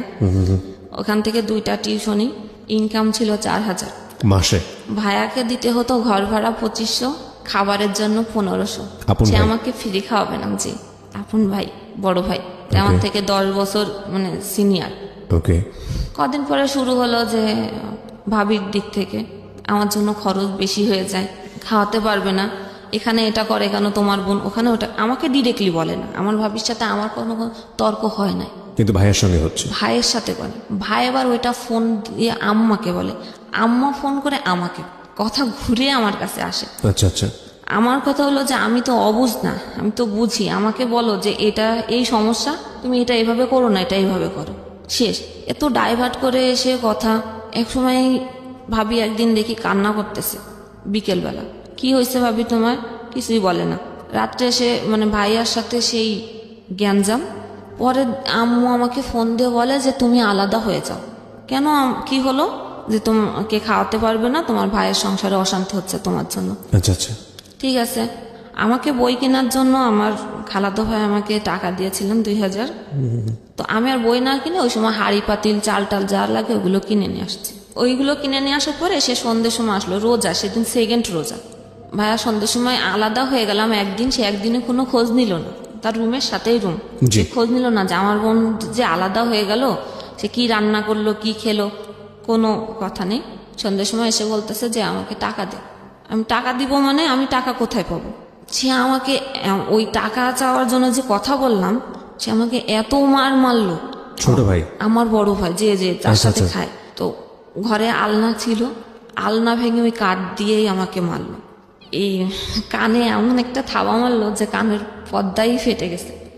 আমি, ও আর কি বলতেছে এরপরে আমি আর কিছুই শুনতে পাচ্ছি না, কারণ এক কান তো বন্ধ হয়ে যায়, আরেক কানও বন্ধ হয়ে গেছে, দুই কানে আর কিছু শুনতে পারতেছি না। ও তো আমাকে মারতেছেই। আমি মানে একদম মানে শুনতে না পারলে আমি কি রিয়াক্ট করব? আমি আর রিয়াক্ট করতে পারছি না, মারটার খেলাম। ঘর যেভাবে মানে টাকা খোঁজার জন্য একটা মানুষের ঘরে ডাকাতি করলে ঘরের যে অবস্থা করে, ও সে অবস্থা করছে ঘর। আচ্ছা। এবার ছোট ভাই তো তারাবি পড়তে গেছে, ও এসে দেখে যে ঘরের এই অবস্থা। কি হয়েছে? বললাম টাকা চাইছে, আমি দিইনি দেখে আমার সাথে এই বিহেভ। পরে আম্মাকে ফোন দিল, আম্মা আসলেন ঢাকা থেকে, এই যশোর থেকে ঢাকায় আসলেন, কিন্তু আম্মা কোনো রিয়াক্ট আর করলেন না যে কেন করলো এই। ডাক্তার তখন দেখলাম কানের থেকে ব্লিডিং হচ্ছে। ব্লিডিং হওয়ার পরে বুঝলাম যে আমি কেন শুনতে পাচ্ছি না। ওকে। এরপরে ডাক্তার দেখালাম পিজিতে। কান দেখে বলেছিল যে আর মানে পর্দা জোড়া লাগবে না, কিন্তু লেগে গেছে কোনো কারণে। ওখান থেকে এবার আমাদের বলা হলো যে বাসা চেঞ্জ করে চলে যেতে। তা আমার এক কলিগ আমাকে বাসা দিলেন, বললো যে মেয়ে কলিগ, ওনার বাসা হলো ছোট একটা রুম আছে, তুমি আমার বাসাতেই থাকো, সমস্যা নেই। থাকলাম এখানে। এবার ওইখান থেকে চাকরিও চেঞ্জ করে আমি মিরপুরেই চলে আসলাম, দারুসালাম থানার এদিকে চাকরি। এখানেও আরেকটা স্কুলেই আসলাম। 4th ইয়ার পরীক্ষা শেষ হলো। তো আম্মু বললো যে অনেকদিন তো থাকছিস, আয়। মানে আমার মার কথা হলো যে আমি মা, আমি সন্তানের মানে ভালোর জন্য করতেছি, যা করতেছি এটাই রাইট, তোমার কথা বলার কোনো স্কোপ নেই, বা আমার যে কি ইচ্ছা এরকম কোনো ইচ্ছা প্রকাশ করার মতো জায়গা নেই। আচ্ছা। তখন আবার সেই একই ওই রকম নোংরা কথা টুকটাক বলেই।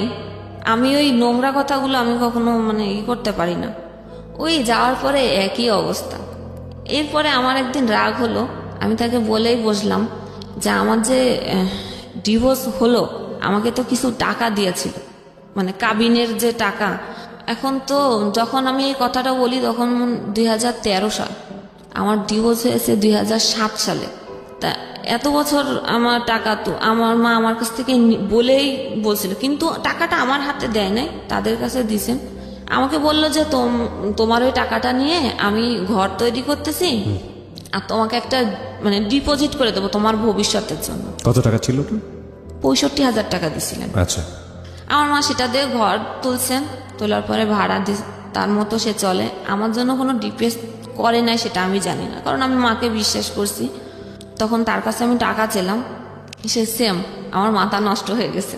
ওই রিয়াকশন থেকে আমি পাগল হয়ে গেছি। আবার এখানে দৌড়লেন, তারা বলছে হ্যাঁ পাগল টাগল হয়ে গেছে, আর হচ্ছে গিয়ে সেটাও না, ওই পাগল মাথা একটু নষ্ট হয়েছে, সেটার কারণ হলো যে তার অন্য কারোর সাথে অ্যাফেয়ার আছে, সেই কারণে সে টাকা চাচ্ছে।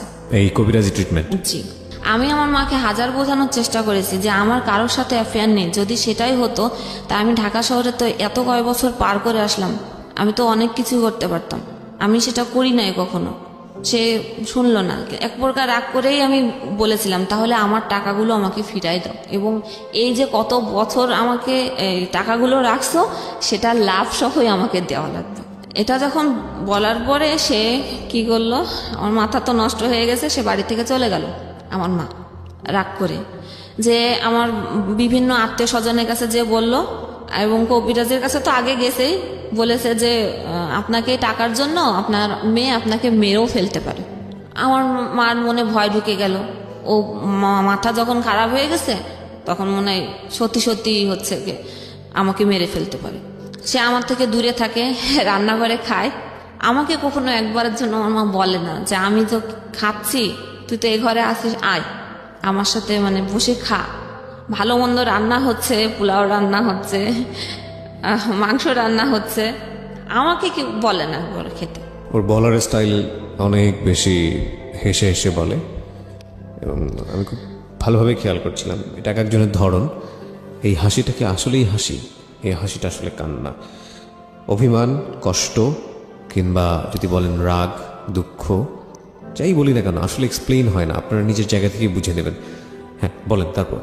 তো আমি সবসময় ভাবতাম যে মায়ের কাছ থেকে ভালোবাসা পাবো যেখানে, সেখানে আমার সাথে এরকম একটাবারও তার কি কখনো আমার জন্য ফিল হচ্ছে না, কষ্ট হচ্ছে না? আমার মার একটা কথা, আমি 50 টাকা তোমাকে দিতে পারবো না, তোমার কাজ তুমি করে নিয়ে তোমার জীবন, আমি কোথা থেকে দেব? কিন্তু আমার মায়ের অ্যাবিলিটিও এমন ছিল না যে সে আমাকে দিতে পারবে না, বা আমার মা আমার ভাইদের প্রতিও ডিপেন্ডেন্ট ছিল না যে ভাইরা দিবে সেই হিসাবে তাকে চলতে হবে। ওকে। আমাদের বাড়ি হচ্ছে যশোরেই 2 তলা বাড়ি, নিচে ফ্ল্যাট ভাড়া দেওয়া। দোতলা বাড়ি আপনাদের? হ্যাঁ। তারপর ওই এইরকম অবস্থা? নিচে ফ্ল্যাট ভাড়া দেওয়া, 2 পাশে টিন শেড ঘর করা, সেখানে ভাড়া দেওয়া। এবং আমার ভাইয়াও টাকা দেয় আম্মুকে। আমার আম্মার একার খরচ তো আর আসলে অত লাগে না, সে কি আমাকে পারে না দিতে? কিন্তু সে আমি চাইলে দিচ্ছে না, কিন্তু আমি দেখতেছি যে কবিরাজের বাসায় 5,000, 6,000, 10,000ও যদি লাগে, ইভেন যদি তার ধার করাও লাগে, সেটা সে দিয়ে আসছে। সে দিয়ে আসছে অন্ধবিশ্বাস থেকে। হ্যাঁ, ধার করেও সে টাকা দিয়ে আসছে। তখন আমি রাগ করে চলে গেলাম। আমি ওই প্রথম ফার্স্ট আমার চাচা বাড়িতে। আমার মানে এত বছর জীবনে আমি চাচা, মামা, ফুপু, খালাতো ভাই বোন বা কারোর সাথে কখনো মিশতে দেওয়া হয় নাই। ভাই বোনের যে কি সম্পর্ক, কি টান, বা এক জায়গা হলে কত মানে মানুষ উপভোগ করে আনন্দ, সেটা কখনো করি নাই। তো গেলাম, সেখান থেকে খোঁজ পেল আমার খালু, বললো যে তুই আমাদের বাড়িতে বাসায় আয়, তোর কি হয়েছে দেখি। ওখানে যে থাকার পরে সেই একই অবস্থা। আম্মু খালু এগুলো বিশ্বাস করে না, কিন্তু খালামণিকে আম্মু চুপি চুপি ওই জিনিসগুলো দিয়ে আসে, যে ঠিক আছে তোর এখানে আছে, তুই এগুলো খাওয়াস ওকে, পানি টানি এগুলো। আমি একদিন ফলো করলাম যে আমার মা যে জিনিসগুলো আমাকে বাসায় খাওয়াতো, সে জিনিসগুলো আমি খালার বাসায় ওই যে ময়লার ঝুড়িতে আমি দেখতে পেলাম। তখন আমার জিনিসটা খারাপ লাগলো যে এইখানেও আমি আসছি, এখানেও এই অবস্থা, তাহলে এখানেও থাকা যাবে না। রাইট। তারপরে খালা আমাকে একটা কথা বলছিল, ওইটা আমার বেশি হার্ট করছিল, যে বাবা নাই তো অসহায়, এই কারণে রাখছি, আর মা কি করবে। তা আসলে অসহায় জিনিসটা আমাকে হার্ট করছে। ফাইনালি আমি আবার বাড়িতে গেলাম আম্মুর কাছেই। আম্মা তো বাসা থেকে আমাকে দেখেই বললেন যে ও যদি এই বাসায় থাকে, আমি এই বাসায় থাকবো না। শীতকাল, সন্ধ্যের সময় সে চলে যাচ্ছে আমাকে দেখে, সন্ধ্যের সময় আসছি। তা আমার এত শীত, আম্মা চলে যাবে ঘরের থেকে, দরকার নাই, ঠিক আছে আমি বাইরে থাকতেছি। আমি সারা রাত শীতের মধ্যে, সোয়েটার নেই, কোনো কিছু নেই, আমি সারা রাত সিঁড়িতে বসে থাকলাম। আমার মা ঘরে ঠিকই ঘুমালেন লেপের মধ্যে।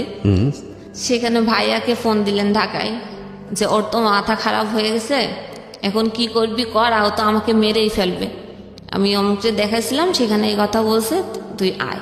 ভাইয়া ওই রাত্রেই রওনা দিল ঢাকা থেকে। আসলো সকালবেলা, এসে দেখে যে আমি দাঁড়ায় আছি উঠানে। তো মানুষজন ডেকে বলল যে দেখেন, একটা সুস্থ মস্তিষ্কের লোক কখনো এই শীতের মধ্যে সারা রাত কি বাইরে থাকতে পারে? না। তাহলে বোঝেন সবাই যে আমার মা যেটা বলে সেটাই রাইট কিনা, যে ও আসলে তাহলে পাগল হয়ে গেছে। তাই আমি পাগল হয়ে গেছি।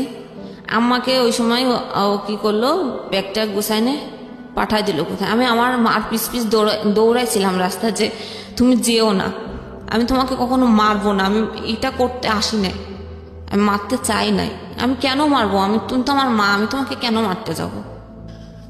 সে আমার কোনো কথা শুনল না, চলেই গেল। বাসায় থাকলাম। বড় ভাইয়ের এখানে আসলেন ঢাকাতে। এখান থেকে কি বুদ্ধি পেয়ে গেছেন, আমি বাড়িতেই একা একাই, কোনো চাল না, কোনো কিছু না, কোনো কিছুই রেখে যায়নি, খাবার কোনো কিছু, রইছি আমি একা। আমার ছোট ভাই আমাকে অনেক মারলো যে তোর জন্য আমার মা এই বাড়িতে থাকতে পারে নাই, তোকে এই বাড়িতে আর থাকতে দিব না। তাহলে আমি কোথায় যাব সেটা জানি না, তুই কোথায় যাবি, কোথায় যে থাকবি, তুই কি খারাপ জায়গাও যদি চলে যাস সেটাও আমাদের দেখার দায়িত্ব না। তারপরে পাশের বাড়ি থেকে একটা ছেলে এসে ও বলল যে থাকবে, ও থাকুক, আপনি মানে কিছু করেন না। আমার কাছ থেকে ফোন ছিল, ফোনও নিয়ে নেওয়া হলো। আমার কাছে একটা টাকা, কিছু টাকা ছিল, সেটাও নিয়ে নিল, গেল। ছোট ভাইয়া চলে গেল আবার ঢাকাতে। ও যে পৌঁছাইছে আর বড় ভাই আবার হয়তো রওনা দিছে, আমি জানি না, যেহেতু আমার কাছে ফোন নাই, কোনো কিছু আমি জানি না।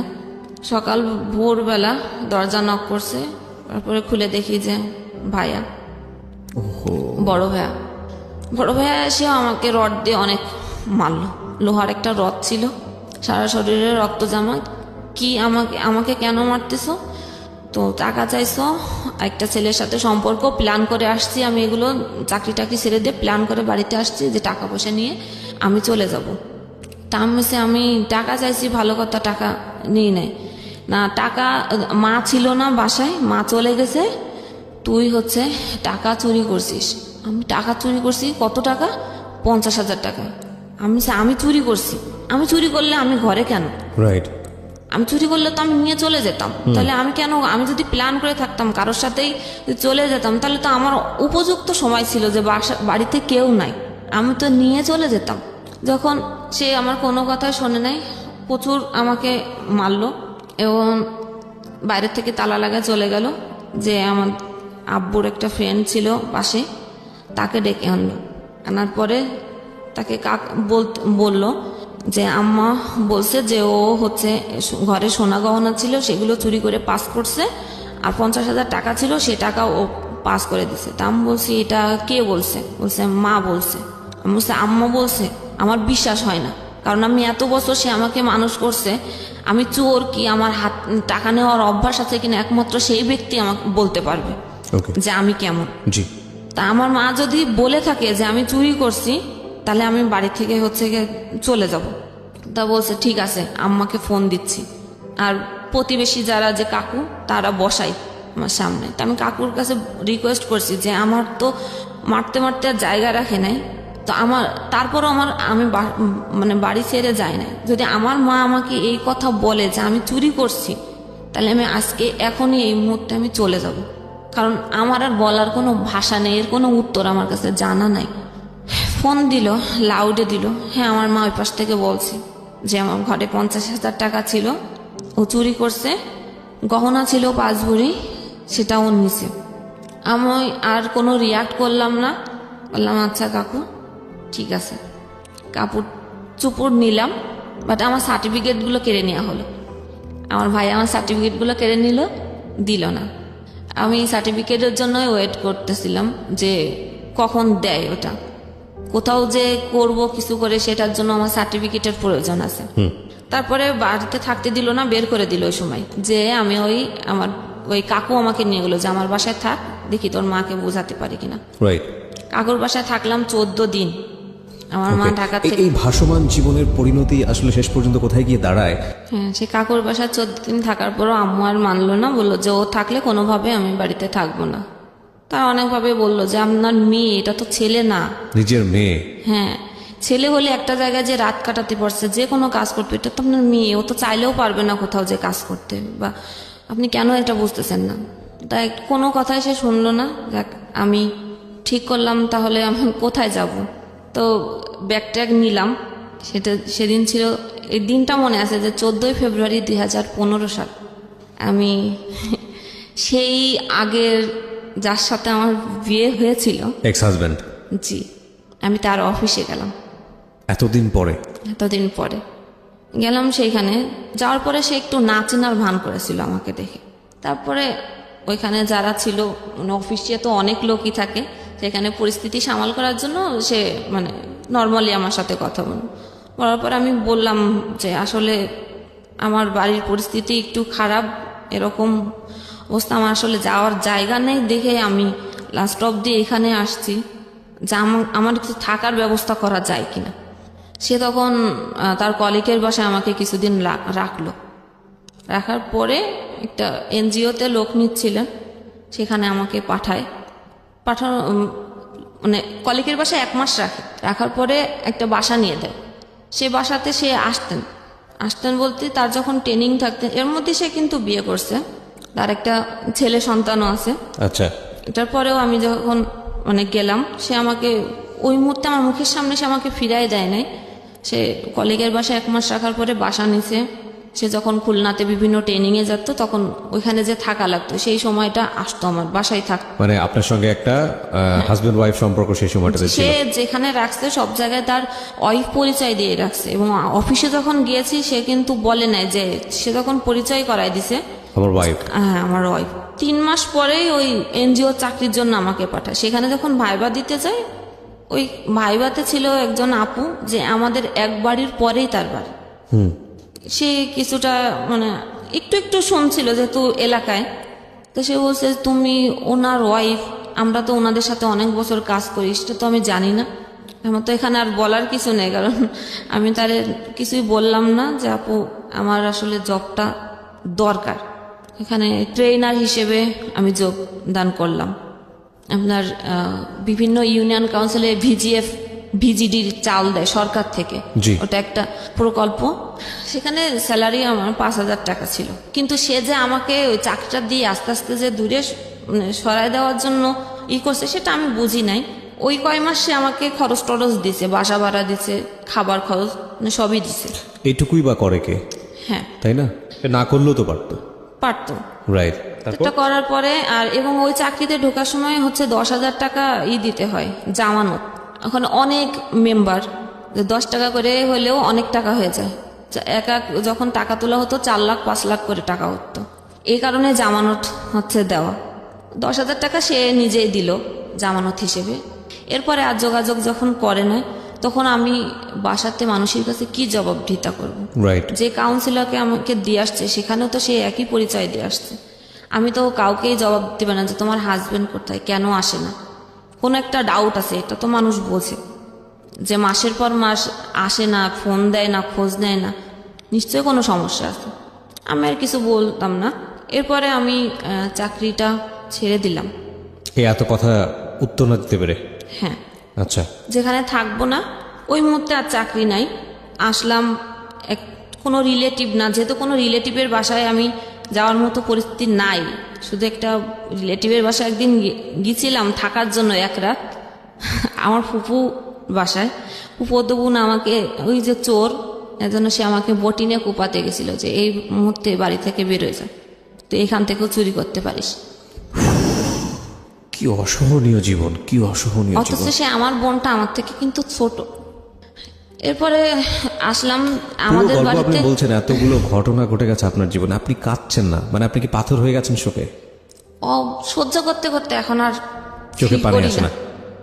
কারণ প্রতি মুহূর্তে যুদ্ধ করছি যে আমাকে উত্তরণ করতে হবে, কিন্তু একটা জিনিস এর মধ্যে শুধু মাথায় কাজ করতো যে আমাকে পড়ালেখা শেষ করতে হবে। এটা খেয়াল রাখবেন একটু, ওর গল্পটা কোথায় গিয়ে দাঁড়ায়। হ্যাঁ, তারপর? এরপর আমাদের বাড়িতে দীর্ঘদিন ভাড়া ছিল, ওনাদের সাথে কোনো এক প্রকারে ওইখানে যে রাস্তা আমার দেখা, ওনারা ওইদিকে বাড়ি করছেন ওই গ্রামে। ওনাদের বাড়িতে যে আমি থাকি 1 মাস, ওনারা অনেক ভালো। 1 মাস থাকছি, আমার আম্মার সাথে তাদের প্রতিনিয়ত দেখা হতো, কিন্তু তারা কখনোই কোনো সময় বলে না যে আপনার মেয়ে আমাদের বাড়িতে আছে। বরং তারা আরো জিজ্ঞেস করতো যে ও কেমন আছে, আপনার মেয়ে কোথায়। বলতো ও আছে, ঢাকায় আছে, কিন্তু তারা তো জানতো যে আমার বাসায় আছে। তো আপনার সাথে যোগাযোগ হয় না?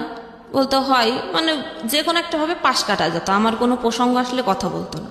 তাদের বাসায় 1 মাস থাকার পরে আমি তখন মোবাইলে ফেসবুক অ্যাকাউন্ট খুলি। আচ্ছা।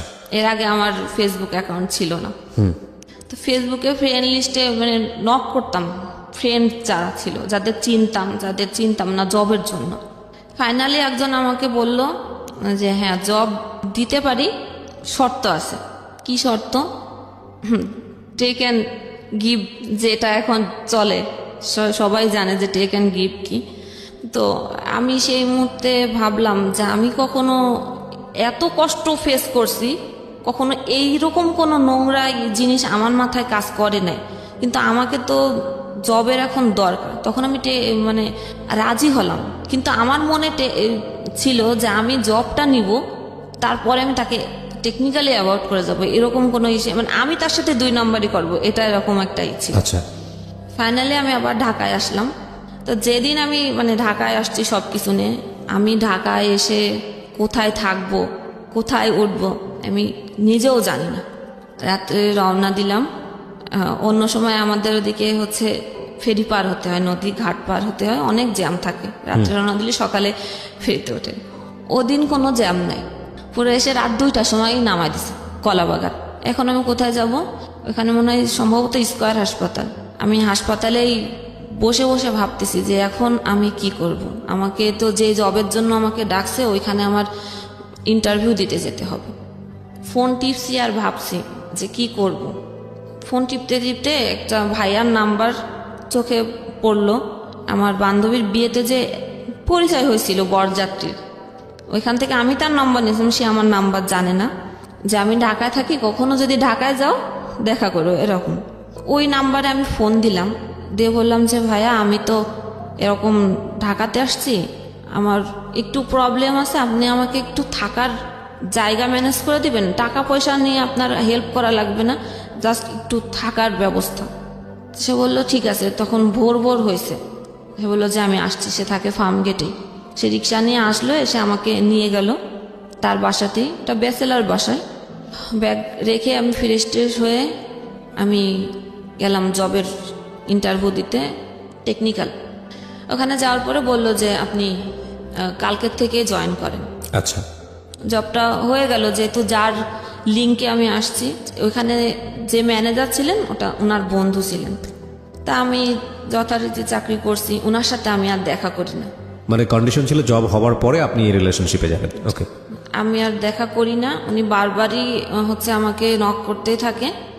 এরকম করে প্রায় 6-7 মাস পার হয়ে গেছে জবে। অফিসেও যেতেন, আমার ওই অফিসে এই করতেন। আর এদিকে ওই ভাই আমাকে হোস্টেল ঠিক করে দিলেন, হোস্টেলেই উঠলাম। একদিনের পরিচয়, আমাকে চেনেও না, আমার বাড়ি কোথায় সে জানে না, সে আমাকে হেল্প করলো। হচ্ছে জব ভালোভাবে চলছিল। ওটা প্রেশার দেওয়া শুরু করলো। যখন ফোন রিসিভ না শুরু করলাম, তখন আমার ম্যানেজারকে ফোন দিত, ফোন ধরে না কেন। আচ্ছা, ম্যানেজার আমাকে ডেকে জিজ্ঞেস করে তুমি কেন ফোন ধরো না, ওটা না তোমার ভাই? সে হ্যাঁ আমার ভাই। আমি তো জানি যে সে হচ্ছে কি, কিন্তু তার কাছে প্রকাশ করতে পারতাম না। একদিন বাধ্য হয়ে আমার ম্যানেজার স্যার খুবই ভালো ছিলেন, যে মেয়েদেরকে যথাযথ সে সম্মান দিতেন। আচ্ছা, তা আমি বললাম যে আসলে উনি আপনার বন্ধু, আমি আপনাকে সত্য কথাই বলি যে এরকম একটা সিচুয়েশনে আমি পড়ছি। এখন সে তো রীতিমতো আমাকে করতেছে, এবং আমি যে ঢাকায় আসব, তিনি আগের থেকে আমার জন্য বাসা ঠিক করেছিলেন, কিন্তু আমি জানি না। এবং সে সেখানে বাসা ঠিক করার পরে সেই 6-7 মাস পরে এসে বলে যে আমি তো বাসা ঠিক করেছিলাম, যখন ফোন ধরি না, যখন দেখছে যে না আমি তাকে অ্যাভয়েড করতেছি, তখন বলতেছে যে এই 6-7 মাসের বাসা ভাড়া আমাকে দিতে হবে। আচ্ছা, আমি কেন দিব বাসা ভাড়া? যে তুমি তো না করো নাই। আমি আসছি কি আর কখন আসবো সেটা তো আপনি জানতেন, তাহলে আপনি কেন আমাকে না জানায় বাসা কেন ঠিক করলেন? আমি তো আপনাকে একবারও বলিনি যে আমার জন্য বাসা ঠিক করেন আপনি। এই বাসার টাকার হ্যাম্পার আমার পরে দিতেই আছে, এবং যার বাসা হচ্ছে নিচে সে স্থানীয় একজন লোক, সে নাকি তাকে হুমকি দিচ্ছে এই সে করবো টাকা না দিলে। আমার ম্যানেজারকে জানালাম, ম্যানেজার বলল যে তুমি টেনশন করো না, আমি এটা হ্যান্ডেল করতেছি, যেহেতু ও আমার ফ্রেন্ড তো আমি এটা হ্যান্ডেল করতেছি। যখন আমার ম্যানেজারকে দিয়েও তার কোনো কাজ হলো না, তখন বলে যে অফিসে লোক পাঠাবো, এই করব, রাস্তাঘাটে অনেক কিছু করব। একটু ভয় পেতাম। এর মধ্যে হচ্ছে আমি মাস্টার্স ভর্তি হয়েছিলাম ওই বাংলা কলেজে। না, আমি যখন ওই যে এনজিওতে ভর্তি, এই চাকরিতে ঢুকলাম, তখন আমার মাস্টার্সের ভর্তির ডেট আসলো। আচ্ছা, তখন আমি জানতাম না যে আমি ভর্তি হতে পারবো না, মানুষের কাছে টাকা ধার নিয়ে আমি ভর্তি হয়েছি। এর মধ্যে তো ভর্তি ওইখানে ঢাকায় চলে আসছে জবের জন্য। যশোরে ভর্তি? যশোরে ভর্তি। আচ্ছা, আসলাম এখন পরীক্ষা দিতে। এই পরীক্ষার সময় সে এরকম শুরু করলো আমি আমার ম্যানেজারকে বারবার বলছি যে আমি তাহলে চাকরি ছেড়ে দিই, এরকম যখন সমস্যা হচ্ছে। তা বললো যে না, তুমি কেন চাকরি ছাড়বা, তুমি যাও পরীক্ষা দিতে যাও, নি টেনশনে। আমি পরীক্ষা দিতাম, অফিস করে রাত্রে রওনা দিতাম, সকালে নামতাম, পরীক্ষা দিতাম, পড়াশোনা নাই, পরীক্ষা দিতাম, আবার আমি গাড়িতে উঠে ব্যাক করতাম। এইভাবেই একদিন পর একদিন আমি এরকম জার্নি করে করে পরীক্ষা দিছি। পরীক্ষা দিলাম যুদ্ধ করেই, তার মধ্যে আবার এদিকে এই প্রেশার। অফিসে যারা ডিরেক্টর থাকেন উনি ছিলেন, আমি ছিলাম প্রশাসন বিভাগে। প্রশাসন বিভাগের ম্যানেজার আলাদা, এক্সিকিউটিভ ডিরেক্টর আলাদা, প্রোডাকশনের ম্যানেজার আলাদা, এবং আমি ছিলাম ওয়েলফেয়ার অফিসার হিসেবে।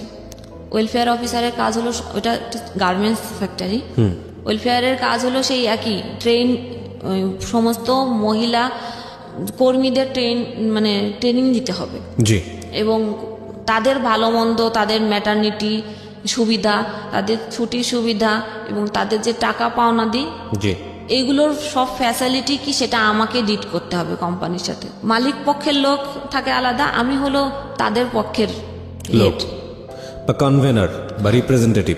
জি। তো মালিক পক্ষ থেকে বলতো কি মেয়ে নিয়ে আসছে, চেহারা ভালো না, সুন্দর মেয়ে লাগবে। মানে আমার জায়গা যে আগে ছিল সে সুন্দর ছিল এবং তাদের সাথে সময় দিত। আমার ম্যানেজারকে বারবার বলতো তুমি এটা কি মেয়ে নিছো, একটা সুন্দর যারা ওয়েলফেয়ার সবার সাথে কাজ করবে তাকে তো সুন্দর দেখতে হবে। তো ম্যানেজার বলতো যে আমার তো কাজের দরকার, একজন শিক্ষিত মেয়ে লাগবে, প্লাস যে কাজ করতে পারে আমার তাকে লাগবে, আমার চেহারা দিয়ে কী করবো, সেটা সাপোর্ট দিত আমাকে। এবং যখন অফিস অনেক রাত করে অনেক সময় শেষ হয়ে যেত, তখন সে তার বাসায় দিকেই আমাকে নিয়ে আসতো, ছোট বোনের মতো দেখতো সে। সেটাও তাদের চোখে ডাউট লাগছে যে ম্যানেজার সবসময় ওকে সাপোর্ট করতেছে, এদিকে ওরা টাকার জন্য প্রেশার দিচ্ছে, বলতেছে যে টাকা দিব নাই, ওকে দেখা করতে বলো, সেখানেও ও সাপোর্ট করতেছে। তাহলে আমাদের এতদিনের বন্ধুত্ব সম্পর্ক, আর সে 2 দিন চাকরি করতে গেল, তুমি তাকে বাঁচাচ্ছ কেন? তাহলে নিশ্চয় তোমার সাথে ওর কোনো রিলেশন আছে। ওকে, এই কথা বলতেছে। তখন ম্যানেজার হয়ে তুমি যখন তোমার কাছে বলে কোনো লাভ নেই, তখন এক্সিকিউটিভ যে ডিরেক্টর তাকে বলা হবে। সেখানেও তারা ফোন দিল যে ওই মেয়ে এই সেই প্রকারে আমি ভালো না, আপনার ম্যানেজার এরকম সাপোর্ট করতেছে। এবং তাদের দিক থেকেও একটা কথা ছিল যে আমার চেহারা ভালো না, সব মিলায়ে এমন একটা পরিবেশ তৈরি হলো যে আমার কাজ করাটা একদম। এবং ম্যানেজারকেও ডেকে তাদের বলা যে তোমার ওই মেয়ের সাথে এসে আছে, তোমার ওয়াইফকে জানাই দিব। এখন কেউ তো ফ্যামিলিতে এরকম একটা নিতে যাবে না। এখন আমিও ভাবলাম যে আমার জন্য তার কেন হবে, সে তো আমাকে কখনো খারাপ চোখে দেখে নাই, রাইট, আর আমাকে তো কোনো খারাপ অফারও সে কখনো দেয় নাই, তাহলে আমি কেন আমার জন্য তার ক্ষতি হতে দিব। নিলাম আমি জব ছেড়ে দিলেন। জি, জব ছেড়ে দেওয়ার পরে আমি যে কোম্পানিতে চাকরি করতাম সেই কোম্পানির নাম কিন্তু বাংলাদেশে আপনিও খুব ভালো করে জানেন। এই সময় আমি আর নতুন করে চাকরি পাচ্ছি না, যেখানেই আমি চাকরির জন্য কথা বলতেছি সেখানে সেই একই সমস্যা, গিভ অ্যান্ড টেক। এখন আমি কখনোই এটার কাছে মাথা নয়। এর মধ্যে তো মনে করেন 2 বছর, আমি তো বাড়ি থেকে চলে আসছি 2 বছর হচ্ছে। 2 বছরের মধ্যে আমাকে কেউ একবারও খুঁজলো না, আমাকে কেউ একবারও ফোন দিল না, কেউ ভাবলো না যে এই মানুষটা যে বাসার থেকে চলে গেল, একটা মেয়ে মানুষ কোথায় গেল, খাচ্ছে কি না খাচ্ছে। 2 বছরের মধ্যে 4টা ঈদ গেছে, বাকি সব দিন গিয়ে আমি বাদ দিলাম যে আমাকে কেউ মনে করে না, কিন্তু ঈদের দিনও কি আমার মার আমার মনে পড়ে নাই? True question.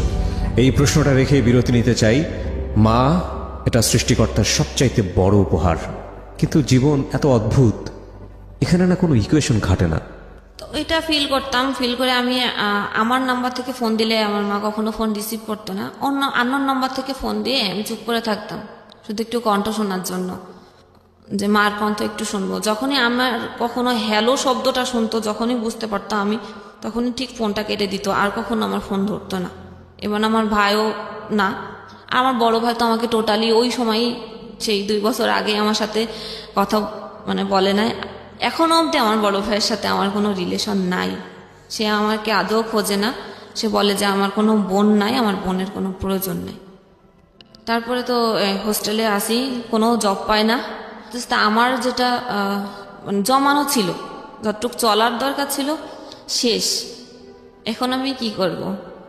আমাকে তো আসলে এখন মনে হলো যে না, একজন সাথী প্রয়োজন জীবনে চলার পথে।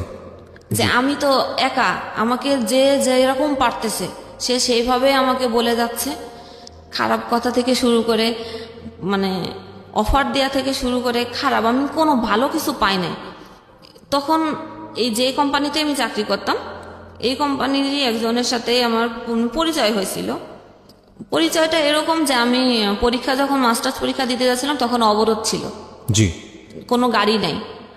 আমি কিভাবে যাব তাকে বলেছিলাম, সে আমাকে ঘাট পর্যন্ত পৌঁছে দিয়েছিল। তারপরে আমি বাইকে করে করে আমি যশোর পৌঁছাইছি, যেখানে গাড়িতেই যেতে লাগে 7 ঘন্টা, বাইকে করে করে যশোর পৌঁছায়। ওই সময় পরিচয়, কথা বলার এক পর্যায়ে আমি তার সম্বন্ধে হয়তো অত কিছু জানতাম না। পরে এক পর্যায়ে আমি বলেছিলাম যে আমার তো আর কোনো গতি নাই, আমি আর পারতেছি না, আমার কাছে যা ছিল সবই শেষ। আপনি মানে প্রেম আমি বলবো না, কারণ 1 মাসের কথা, 1 মাসে কারোর সম্পর্কে প্রেম হয়ে যায় কারোর সাথে, এটা আমি বলবো না। আমি নিরুপায় হয়ে বলেছিলাম যে আপনি কি আমাকে বিয়ে করবেন? মানে আপনি প্রস্তাব দিয়েছিলেন? হ্যাঁ। তো সে বলেছিল মানে করব। আমাকে কিছুদিন ঘুরিয়েছিল। আচ্ছা। তারপরে অ্যাটলিস্ট সে আমাকে বিয়ে করলো। বিয়ের পরে আমি আস্তে আস্তে জানতে পারলাম তার ওয়াইফ আছে, একটা না 2টা। বিয়ের আগে আপনি জানতেন না? না। তো জিজ্ঞেস করা উচিত ছিল? হ্যাঁ, আমি জিজ্ঞেস করেছি, সে আমাকে স্বীকার করে নাই, করছে মানে একটার কথা স্বীকার করছে এবং বলছে যে তার সাথে আমার মানে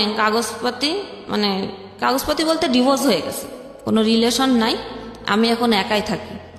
যেহেতু আমার একটা প্রবলেম আছে এবং কোনো মেয়ের ফ্যামিলি যদি মানে পাশে না থাকে, সে মেয়েকে কখনো আমার জানা মতে বা আমার দেখা মতে, আমার লাইফ থেকে আমি বলতেছি, যে কোনো ভালো ছেলে বিয়ে করতে চায় না। বলবে যার ফ্যামিলি যার পাশে থাকে ওই মেয়ে আর কত ভালো, ওই মেয়ে তো ভালোই না। ট্রু। এবং সোশ্যাল কলটা এরকমই। হ্যাঁ, এবং যার মা সব জায়গায় বলতেছে যে আমার মা যদি কোনো সন্তানের নামে বলে, সেটা তো অবভিয়াসলি মানুষ বিশ্বাস করতে বাধ্য, যে মা তো সন্তানের কখনো খারাপ চায় না। মা যখন বলতেছে তাহলে ওই মেয়ে নিশ্চয়ই এরকম। কোনো দিক থেকেই আমার কোনো বিয়ের কাজ আর আমার বাড়ি থেকে কখনো দেওয়ার চেষ্টাও করেনি, খোঁজেওনি, যেহেতু আমাকে খরচ করে বিয়ে দেওয়া লাগবে, এটা তারা করবে না। ফাইনালি তো বিয়ে করার পর এগুলো জানতে পারলাম।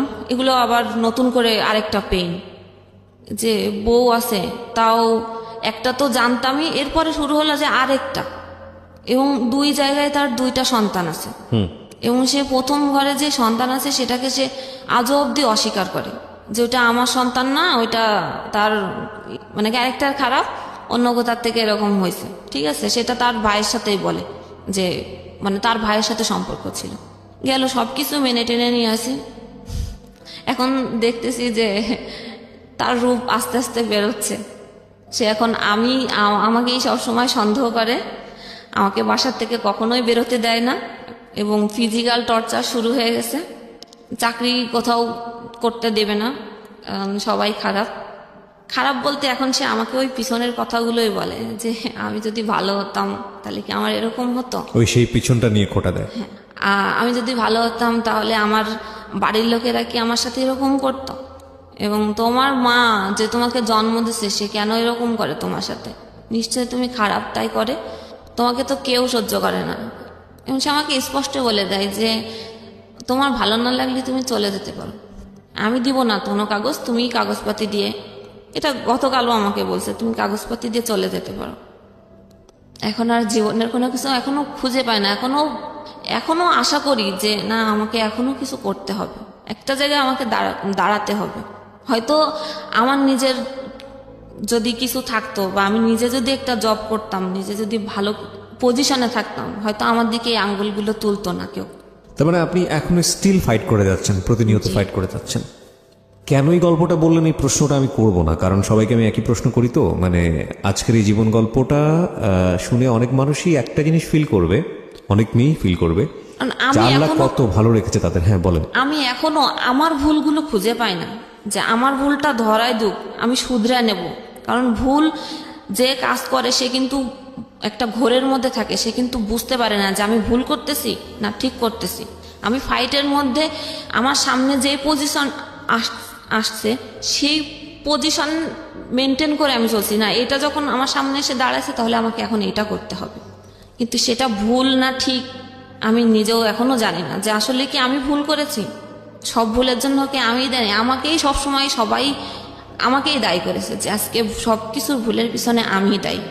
এখনো অবধি আমাকেই দায়ী করে, আর এখনো অবধি আমার মার সাথে আমার কোনো যোগাযোগ নাই। কিভাবে চলে আপনার দিন, কি করেন, মানে সকাল থেকে শুরু করে সন্ধ্যা পর্যন্ত? এই তো সকালে রান্না, সে আমাকে দেখাশোনা করে এটাই, যে বাসা ভাড়াটা দেয় আর বাজার, এর ব্যতিরিক্ত তার কাছ থেকে আমি কোনো কিছু এক্সপেক্ট করি না। সে সকালে যায় আর রাত্রে 1টা 2টা 2:30টার সময় আসে। সে আমাকে কখনো সময় দেয় না, ইভেন সে আমার সাথে কথা বলতে চায় না। কথা বলতে গেলে সে আমার কথা শুনে না এবং বলে যে আমি তোমাকে টেকনিক্যালি অ্যাভয়েড করি। আপনার কিছু বলার নাই এখানে আলটিমেটলি? আমি এখনো বুঝতে পারছি না যে আমার ভুলটা কোথায়। একটা সংসার করতে গেলে আমি এতটুকুই বুঝি, স্বামী সংসার দুইজনের, সেখানে কোনো কিছু করতে গেলে দুইজন পরামর্শ করেই করতে হয়। সেখানে সে যা কিছু করে আমার পরামর্শ তো করেই না। আমি যখন বলি তখন বলে যে তোমার এত কিছুর কি দরকার, তোমার এত কিছু জানার দরকার নেই, আমি যা খুশি তাই করব, আমি বলতে পারবো না কোনো কিছু। আমি বললে আমাকে টর্চার মারে, গায়ে হাত তোলে? হ্যাঁ, সেদিনও আমার নাকে এমন একটা ঘুষি মারছে, সারা রাতই ব্লিডিং হয়েছে নাক দিয়ে। তারপরেও এই যে FM এর প্রতি যে আগে একটা ঝোঁক ছিল। খুব বাজে একটা প্রশ্ন করি, এই প্রশ্নটা করতে ইচ্ছে করছে এই কারণে, আমরা যখন অনেক বেশি ফ্রাস্ট্রেটেড হয়ে যাই, আমাদের এই যে গল্পটা আমি শুনলাম, তো আপনার তো একুল উকুল দুকুল কিছুই নাই। একুল উকুল বলতে বোঝাচ্ছি কারণে যে একটা মেয়ের জামাই সংসার না থাকলে ঘরে ফিরে যায়, বাবা মা থাকে, আপনার সেই জায়গাটাও নাই। কেউ কোনো মানুষই আপনাকে জায়গা দিল না। মাঝে মাঝে এরকম মনে হয় না যে সুইসাইড করে ফেলি? ও সেই প্রসঙ্গটাতে, মানে আমার মা যখন আমার সাথে এরকম করতো, আমি একবার বিষ খেয়েছিলাম। আচ্ছা, এজন্য খেয়েছিলাম যে আমি বিষ খাওয়ার পরেও আমি রিয়াকশন দেখতে চাই যে আমার মা আমার প্রতি কতটা আগ্রহী। ও আচ্ছা আচ্ছা, হ্যাঁ, এটা আমার দেখার জন্য আমি এটা করেছিলাম। আমি যে মরে রাগ যাওয়ার করে জন্য না। করেছিলেন না, হ্যাঁ। যে সে আমার কাছে আসে কিনা, যে আমার সন্তান আজকে মরে যাচ্ছে, যে আসলে ওকে কাছে আসে না। কিন্তু তখনও না, সে আমার কাছে আসে না, এমনি সাইডের লোক পাঠাইছে যে ওকে একটু মানে কি করলে কি হয় সেটা একটু দেখতে, কিন্তু সে ওই দূরেই ছিল। তারপরে সে আমার সাথে কথা বলে না। এর মধ্যেও তার একবার ঘুমের ওষুধ খেয়েছিলাম, তখন আম্মাকেও বাসায় ছিল না। ওই যে যখন চুরির ঘটনাটা হয়েছে, ওটা সহ্য করতে না পেরে আমি ঘুমের ওষুধ খেয়েছিলাম। এখন আর মনে হয় না যে আর মরবো, কারণ ওইটাও কষ্ট আছে, মরতে গেলেও কষ্ট। এরপরে কি হবে? Fine, it's a big question. এরপরে আসলে কি হবে? এবং আমি মাস্টার্স কমপ্লিট করেছি, আর এখন যে আমার হাজবেন্ড, সে কিন্তু SSC পাস। আচ্ছা, তো আপনি মাস্টার্স কমপ্লিট করেছেন, আপনার কি সরকারি চাকরির বয়স আছে? হ্যাঁ আছে, এখনো তো আপনি 3 বছর BCS আছে। ট্রাই করেন, অন্যগুলো ট্রাই করেন। এখন কি হয়েছে যে আগে আমি এত ভালো স্টুডেন্ট ছিলাম যে কোন পৃষ্ঠায় কি পড়তাম আমার কিন্তু মনে থাকতো 1 মাস পরেও, যে আমি অমুক পৃষ্ঠায় এত জায়গায়। এখন আমি এত কিছু মানে পড়ি, চেষ্টা করি, আমার কোনোভাবে আমি মনে রাখতে পারি না। ব্রেনে অনেক চাপ পড়েছে যে কারণে। সো আপনাকে যদি বলতে বলি যে আমাদের যারা লাখ লাখ শ্রোতা আছেন তাদের উদ্দেশ্যে কিছু বলার জন্য, কি বলবেন? কিছু বলার আছে একেবারে নিজের জীবন থেকে? থাকে না যে আপনি যে অভিজ্ঞতার মধ্য দিয়ে গেছেন, সেই অভিজ্ঞতার আলোকে যদি কিছু বলতে বলি? কি বলবো, কারণ বা এটা যদি না বলেন হ্যাঁ, তাহলে শুরুটা একটা হয়েছিল। জায়গায় এরকম আসতে পারি কিনা যে এত ফ্রাস্ট্রেশন, এত বেশি ঝামেলা, এত বেশি মানে কি বলা যেতে পারে, লাইফে কোনো জায়গায় কোনো হোপ নেই, তার মধ্যেও আপনি বেঁচে থাকেন, মানে সামনে নিশ্চয়ই একটা স্বপ্ন আছে, রাইট? এখনো খোটা শুনি যে শিক্ষিত হয়েছি শুধু টাকাই নষ্ট করেছি। না, সেটা ঠিক আছে, কিন্তু মানুষ তো একটা স্বপ্ন নিয়ে বেঁচে থাকে যে আজকের পরে অন্তত আমার আগামী দিনটা এরকম সুন্দর। তো আপনার কোনো আমি স্বপ্ন আছে? এই স্বপ্ন থেকেই, যে আমি কোচিং করেছিলাম একটা নিউজ প্রেজেন্টারের। তো ছোটবেলায় যে বলেছি যে আমাদের বাড়ি টিভি ছিল না, কিন্তু আমার ওই জিনিসটার প্রতি কিন্তু আগ্রহ ছিল, ওই টিভিতে একটু দেখা যাবে। আমি নিজেকে ভাবতাম মাঝে মাঝে যে ওইখানে কি আমাকে কখনো দেখা যাবে, এটা আমি ভাবতাম। চুরি করে আমি টিভি দেখতে যেতাম, এটার জন্য অনেক মার খেয়েছি, কিন্তু এতদিনে সম্ভব হয় নাই, এই পজিশনে থেকে আমি পারি নাই। হয়তো বা সেটা আর হবেও না। কিন্তু একটা সংসারের স্বপ্ন থাকে না একটা মেয়ের, যে একটা ছিমছাম সংসার, একটা বাচ্চা কাচ্চা। বাচ্চা কাচ্চা, সেখানে আমার একটু প্রবলেম ধরা পড়ছে, আমার ব্লাডে প্রবলেম আছে। মানে এটা কি ডাক্তার বলে দিয়েছে যে